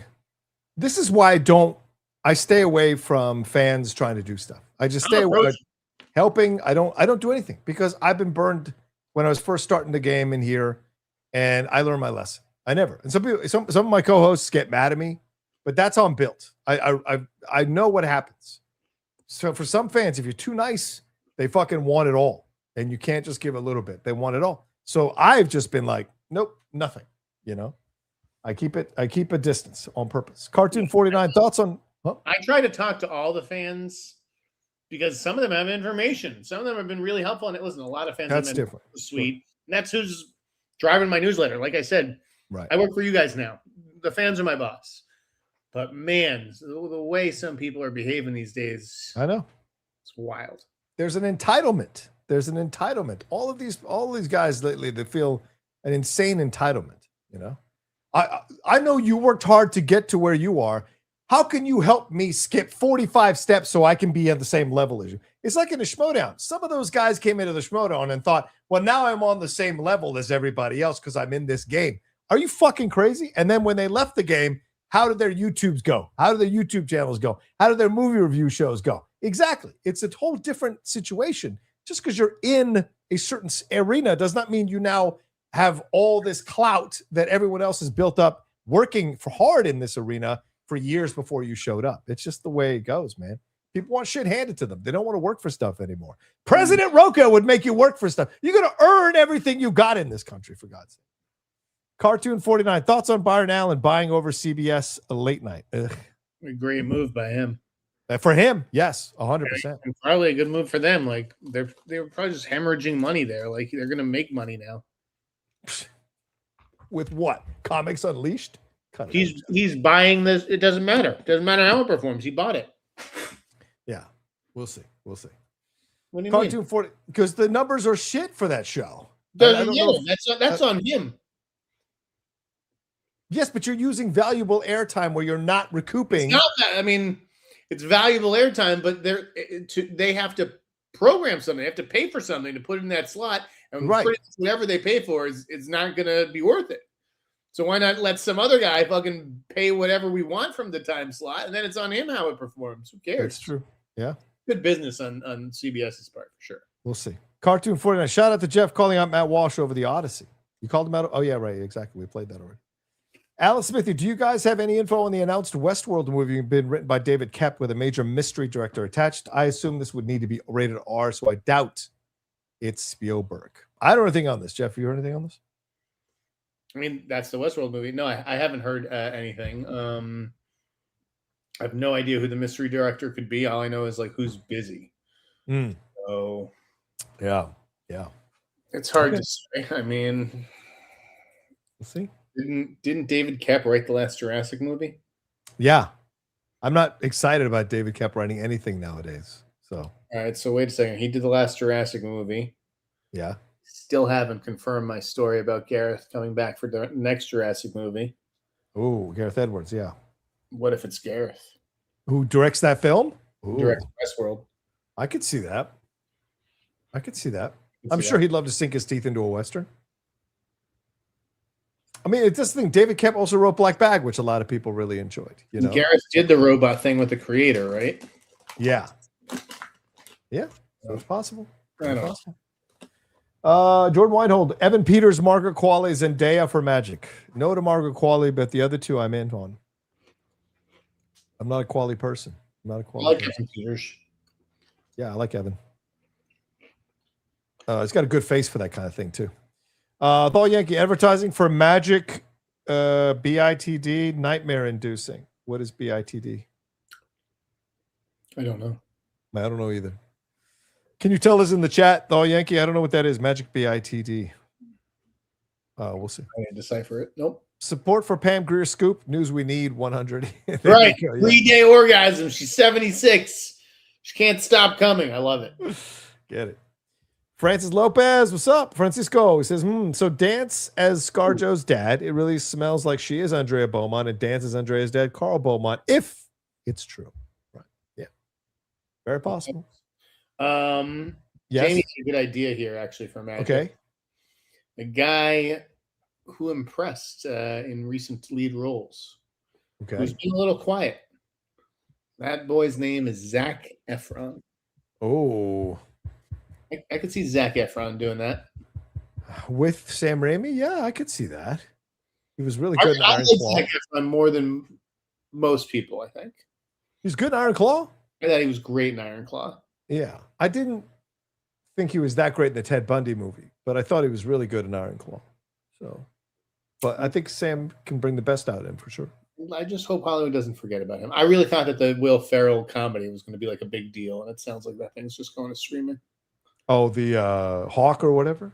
The trailer for that? I don't know. That was a separate thing, but no, they did like a crazy judge and like a guy who takes a courtroom hostage, like a TV. Oh. And yeah, so I thought that was going to get like a big theatrical release, and it didn't. It's not going. Lord Zuko 27. If an Indian mythological story were adapted into a movie and they race swapped as an Indian, I wouldn't be okay with it. Doesn't matter that it's fictional. I wouldn't be okay with it. It's a story about my people, by my people. And I think it's fair to feel the same way about the Odyssey. But that's completely fucking different. Mythology is passed on. Mythology is across all races, across all genders, across multiple generations, decades. So mythology within itself is somewhat owned by everybody. So this idea that you have to cast based on the Greek race on a mythological thing is nonsense. I'm not saying you can't do it that way. Knock yourself out, yes. But it's not like an Indian story. That's very much India. And I know a lot of people like Bollywood and all of that stuff, and I totally respect that. But we're not getting taught Indian mythology in high school. I was taught the Odyssey in high school. I read mythology in high school. That's the difference. It's so pervasive to the culture for decades that it's essentially owned by all of us. So it can be played by anybody in any gender, in my opinion. Jeff? I think it would be weird to cast white people in a big Indian historical. Sure. But yeah, I don't think that's the equal thing, right? It's not not comparable. Yeah. It's like people trying to say, what if I cast a white guy in the lead for 12 years a slave? And I'm like, it's not even the same fucking conversation. You can't be that stupid. They're ridiculous comparison. Luke Nelson says, what do you think will make less money at the box office this summer? Disclosure Day or Supergirl? Ooh, I think Disclosure Day right now. Yeah, I also agree. Yeah. Reggie Brown says, Matthew Lillard was wasted in Born Again Season 2. Agreed, but was great in Cross Season 2. He is really good in Cross Season 2. I'm still super behind on Born Again Season 2. That's the one show that I've been watching, but has still slipped through the cracks as far as new episodes. So I've only seen 2, I think, this season. And he's fine, but Cross Season 2, good work by Matt Lillard. Yeah, there you go. Yeah, I guess we could. Yeah, what do you think of this casting, Jeff? Real quick, Matthew Lillard, Andre Royo, and Sinqua Walls to be part of Man of Tomorrow. Of course, joining Adria Arjona, as people are telling me to say it now that way. You like this casting? You like these guys being a part of this? What does it tell you? Yeah, Andre Royo's the man. Love Bubs. Yeah, Bubbles. Walls. He's got something. Yeah. So yeah, just curious where he fits into the picture. Yeah, a lot of people speculating Martian Manhunter. A lot of people speculating Plastic Man for Lillard. Could be a lot of places. All right. Let's see. All right. Francisco says, hey, I finally saw Michael, and I agree with what you guys said. I would like to see more with the brothers and his mom. Not going to lie, overall, though, I enjoyed it and liked it. It's a likable film. Because you're a terrible person, Francisco. I liked it, too, overall. Yeah. Enrique Inarritu says, rank 2019 films. Once Upon a Time in Hollywood, The Irishman, Uncut Gems, 1917, Marriage Story. How do you leave Parasite out of these 5? But all right. Parasite is not that good. I think I'm going to go Once Upon a Time in Hollywood at this point. Of course. It's not in the moment, right? This is now 7 years later. Once Upon a Time in Hollywood, I'm going to go Uncut Gems at number 2. Ooh. I think I'm going to go...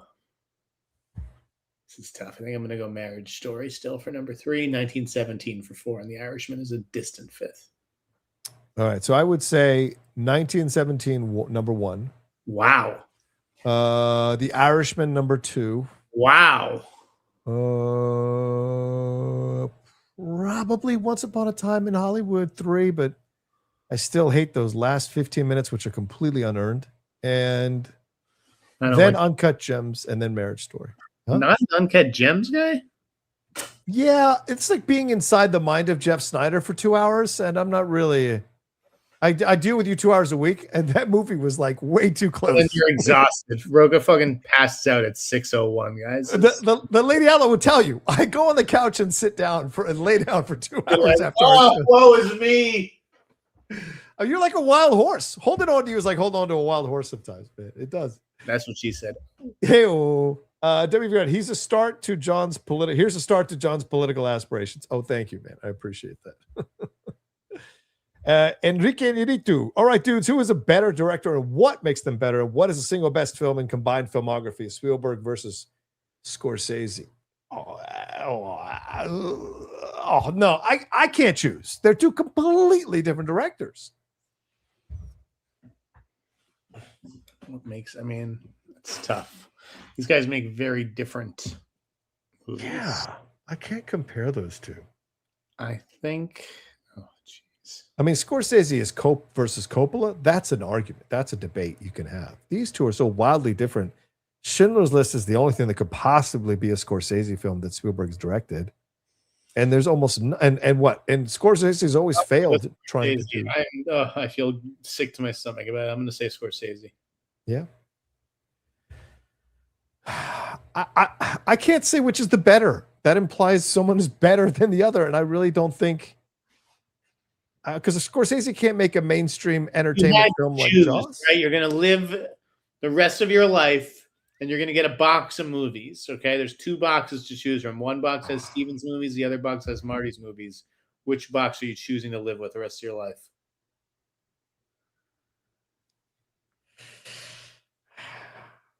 I guess Marty's movies. I guess. Yeah. All right. Fine. Fine. Single best movie in their filmography. Combined filmography? I bet Jeff would say Goodfellas, I guess. I mean, best film implies best film, technically, like greatest film. I think it might be Jurassic Park. Wow. Jurassic Park's like, what's wrong with that movie? It's a perfect movie, basically. I don't know. It's a battle between Schindler's List and Raging Bull. That would be the battle between those 2 films. Which one's the best one? Like best. Raging Bull. I mean, Jaws is my favorite Spielberg film. No questions asked. I think that's a perfect movie. And it is, but I'd rather watch Jurassic Park than Jaws. Yeah. And I would not. Tom Cruise and Rain Man made me fall in love with acting. That's awesome. Pulp Fiction for love of writing and Goodfellas for directing. What are the 3 for each of you? These are big questions, man. We might not be able to answer them because we got to get going. Scream for writing. Okay. Directing was probably Pulp Fiction. My answer is the same for all 3. Citizen Kane. When I was a young 15-year-old kid watching Orson Welles and Citizen Kane made me fall in love with movies and acting, and then the writing in that movie was exceptional. So it was one movie. It really acting was that movie. Silence of the Lambs. Oh, yeah. Hopkins. Yeah. John Ashford, is it possible the Will Smith movie Supermax, the old superhero Green Arrow script of the same name? Oh, I don't know. Jeff? The David Gordon Green film he's doing with Will Smith, Supermax? No, this is like a new spec that was announced like a year ago or whatever. It's about 2 like detectives going to a jail. I think it's a cool move for Will Smith. Yeah. Who had been waiting for it to do something. And in fact, I was talking. So this week we didn't talk about it yet, actually. Okay. The Tom Cruise story. The looking for the doppelganger one. I didn't think it was that big of a deal. Can you explain? And it is and it's not. I mean, okay. So it's definitely true. Oh wow. Okay. He's in talks to do that movie. Okay. But I knew that he was potentially doing another movie, and I bring it up just because he's not doing that movie, and I thought Will Smith would have been great for that movie. And then morning, Will Smith signed on to this. That's all. Right. Okay. The thing about this movie, though, yes. The thing about that movie is that it's Prime Video. Yes. What are we doing here? We got Will Smith. Will fucking Smith. He's going to Prime Video now? We can't put this movie in theaters? You can't open a movie? Committing to theaters? It doesn't make any sense. Sorry. David Gordon Green and Will Smith can't open a movie, dude? Not in 2026 or 2027? That's crazy. I mean, I know, but it's the truth. Mercy got a fucking theatrical. Timur Bekmambetov and Chris Pratt got a fucking release. Mercy crashed and burned, bro. No one went to see that thing. Okay, so then you spend a little bit less on. I mean, I don't know if that's possible to spend a little bit less. You spend a little bit more. You release it around the same time frame, and maybe you get a result that's 2 or 3 times as good. Like, I don't understand. You have fucking Will Smith. Why are we sending him straight to Prime Video? It makes no sense. David Gordon Green crashed and burned on The Exorcist. Arguably, people think his 3 Halloween movies suck. So I don't know where the name is that you would sell this movie with. Will Smith, the guy who slapped Chris Rock, people still haven't gotten over that, Jeff. So I think they're over it. Zaya Miguel, whatever. What's going on? What are we doing? The Met Gala. What are we doing? Whatever happened to Joseph Gordon-Levitt? Y'all think he can still make a good comeback? Should he do Marvel or DC? Can see him as like a Mr. Miracle for DC. Should he do great indies again? Ask Nolan. Gordon-Levitt is directing a movie right Yes. now with Rachel Yes. McAdams, right? Called 2034. So he's been prepping that, and he's going to be directing that. It's interesting that you bring him up for Marvel or DC because I can see him being the Paul Rudd for DC. Oh yeah, totally. But he's also on the forefront lately on the AI situation. So I like that he's like taking the lead and trying to propose more responsible ways to use AI. Right, and he is one of those guys who's like a do-gooder type. Like he's if he's working on AI, it's to find a solution to certain problems that I think the industry will be facing. Right. So I would love to see him make a comeback. I've always liked JGL. I'm rooting for him. Ditto. But yeah, he should try to be what Paul Rudd is for DC. Yeah. Low key, one of my favorite parts of Inception is JGL. He's so good in that movie.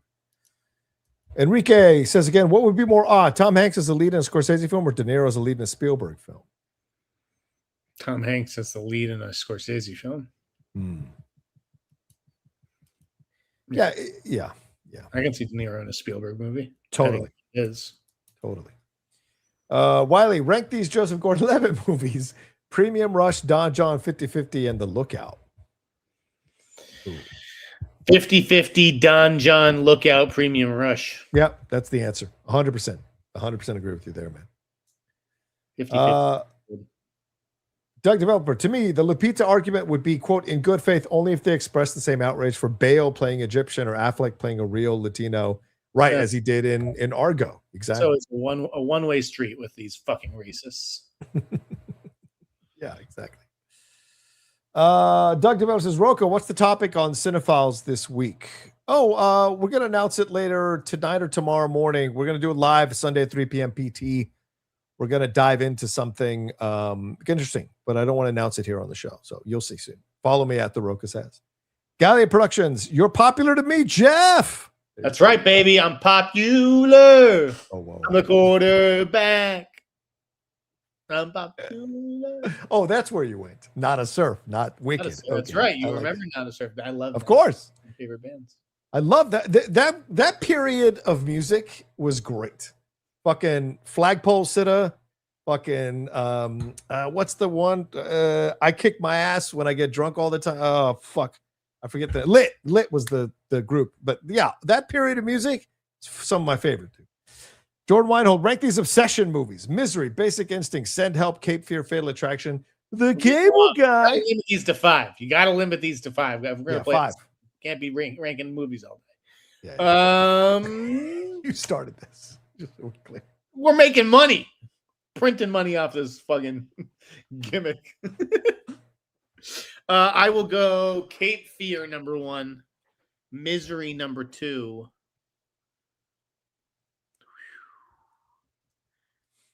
Oof, this is tough. Cable Guy 3, Fatal Attraction 4. Wow. Send Help 5, Basic Instinct 6. I agree with everything except I would switch Cable Guy and Fatal Attraction. Okay. Jeff doesn't believe me when I rewatch movies, but I did recently watch Fatal Attraction again the other night. I hadn't seen it in a long time. Didn't know if it would hold up. That's a fucking electric movie, bro. That's an electric movie. Yeah, it's better than Basic Instinct. Oh, yeah. 100% better than Basic Instinct. Yeah. Reeves fan R1. It's because Glenn is a better actress than Sharon Stone. Reeves going for Mulholland Drive twist for Dent. Ooh, yeah, maybe. That could be fun. No, I'm just saying it was pretty easy. All of a sudden, everyone, including me, this person's going to play that and that and that. Easy breezy. We're done here. Are we?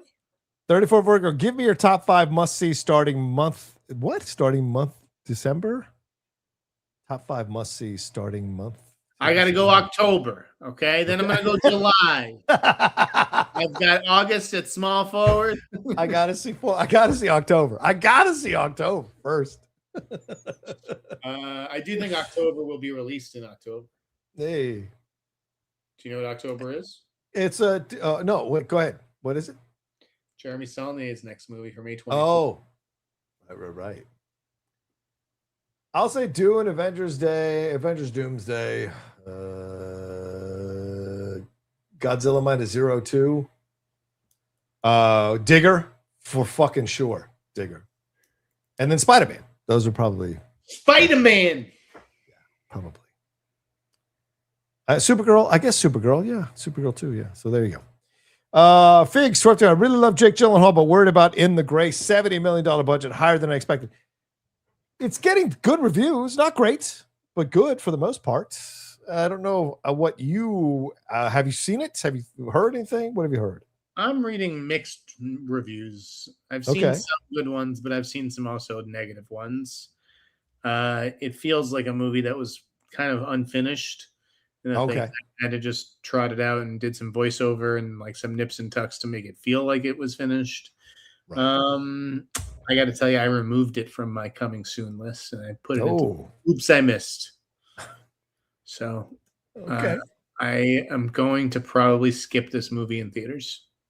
Okay. That's all that really. Maybe I'll watch it on like a rainy Sunday before the end of the year, but it's telling when I don't see a movie, I think, in theaters. Yeah. Yeah, I'm looking through. You're right. Because the New York Times liked it. The Hollywood Reporter liked it. Screen Rant liked it. But Collider did not like it. Roger Ebert didn't like it. Sorry. Peter Travers didn't like it. Is dead. Well, the Roger Ebert is dead, and we need to stop doing this, okay? I'm sick and tired of some jackass coasting on the legacy of Roger Ebert because of RogerEbert.com. These people are Roger Ebert, and they're all very, very pretentious. There you go. Doug Developer, 1999, Team Britney versus Team Christina. Those were the days, Rocha. Back in your day, were you Team Tiffany or Team Debbie Gibson? Oh, man. I was always Team Debbie Gibson. I never was a Tiffany person.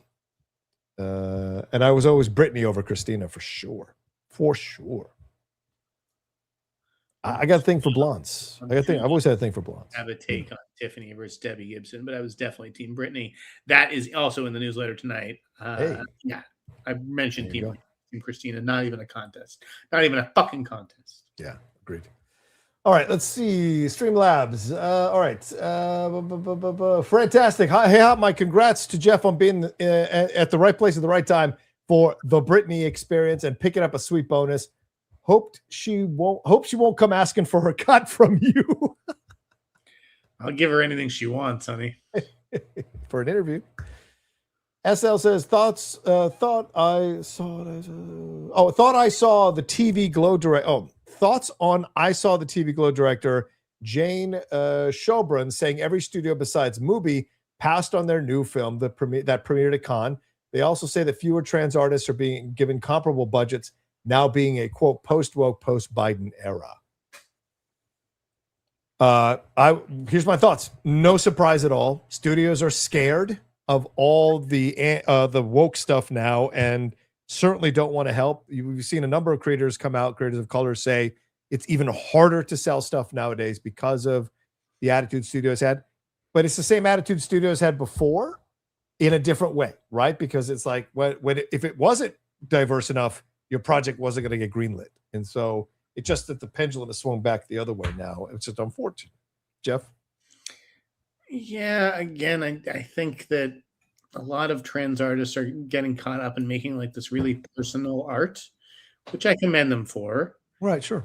But that art isn't always the most commercial or mainstream. Right.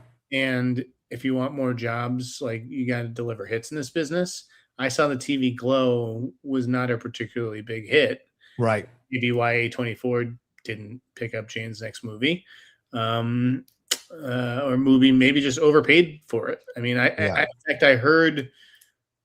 think I heard Obsession only sold for as much as it did, right? Which was, I think, 15.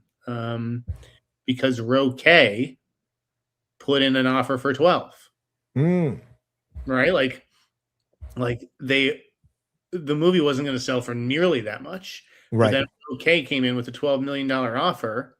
Wow. And it looked like they were going to, so then everyone's like, well, fuck, and now we got to go to 15. So, I think, what are we talking about? I saw the TV Glow. I think that's why Camp Miasma, Teenage Sex and Death at Camp Miasma, wound up at movie. Either A24 just didn't want to pay for it, didn't see the results on the last investment, or movie simply overpaid. Yeah, there you go. That makes sense. Okay. Fantastic. Speaking of restaurant scenes, rank these movie restaurant scenes. Honey Bunny from Pulp Fiction, Fake Orgasm when Harry Met Sally, Michael Gets Revenge in The Godfather, Ignorance is Bliss in The Matrix, and Kick-Ass Seabass in Dumb and Dumber. Ooh. I mean, Fake Orgasm seems like number one because that's so iconic. So is Pulp Fiction. Then, do you think the Honey Bunny scene is iconic? So is Godfather. I mean, they all are. Godfather is definitely 2 for me. Yeah, Probably. I like order.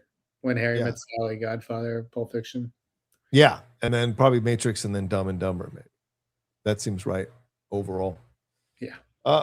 Okay. All right. I think that's all the questions. Nothing else rolling through. We're right at 6:02. Good job hosting today, Johnny. Thank you. I'm going to go lie down. I'm exhausted from driving back and forth to LA. I'm dead. I'm dead. I'm going to go have a 3-day orgasm like Pam Grier. I'm going to make like Pam Grier. I feel bad for your lady. She's going to have to work real hard there. It's a shame. Let her rest, for God's sakes. I like what Matthew's comment. I can fix Britney Spears. I can fix that. That Shadow said, I thought it was strange there was no Barry Keoghan gif unless he's a cameo. Also, I'm probably way off base, but I feel like Brian is playing the Mad Hatter. Very possible. Very possible. I think it's all up in the air, Jeff. Yeah. Who knows? Not I. I just pretend to know. All right, Bob. Let people know where they can find you, Jeff, and subscribe to your newsletter, brother. You can find me at the Blue Dog Beer Tavern. At the Sneider on Twitter, and theinsnyder.com is the newsletter. More Britney Spears juiciness to come. And again, anybody want to make an offer for this beautiful Britney Spears menu? This is one of one. Yeah. One of one, an origami sculpture. I want to say this. I'm looking it up now. I have been at the Blue Dog. I met a girl I was dating at the time who lived down the street from Blue Dog once there for lunch. It was a nice little lunch. And then we went back to her place and did our thing. But yes, it was a nice little lunch. Blew the dog. Hey, there was a doggy. Yeah. Anyway. All right. There you go. Thank you to everybody for hanging out with us. You can follow me at the Rocha Says. Please make sure you subscribe down below, hit that bell button, leave all your comments, and please share this everywhere. It's so important to get more people watching our show every week. Please share it everywhere you can so people come here and hang out with us. All right. Y'all are amazing. Have a great weekend, and we'll talk to you next time with another brand new episode of The Hot Mic. Peace.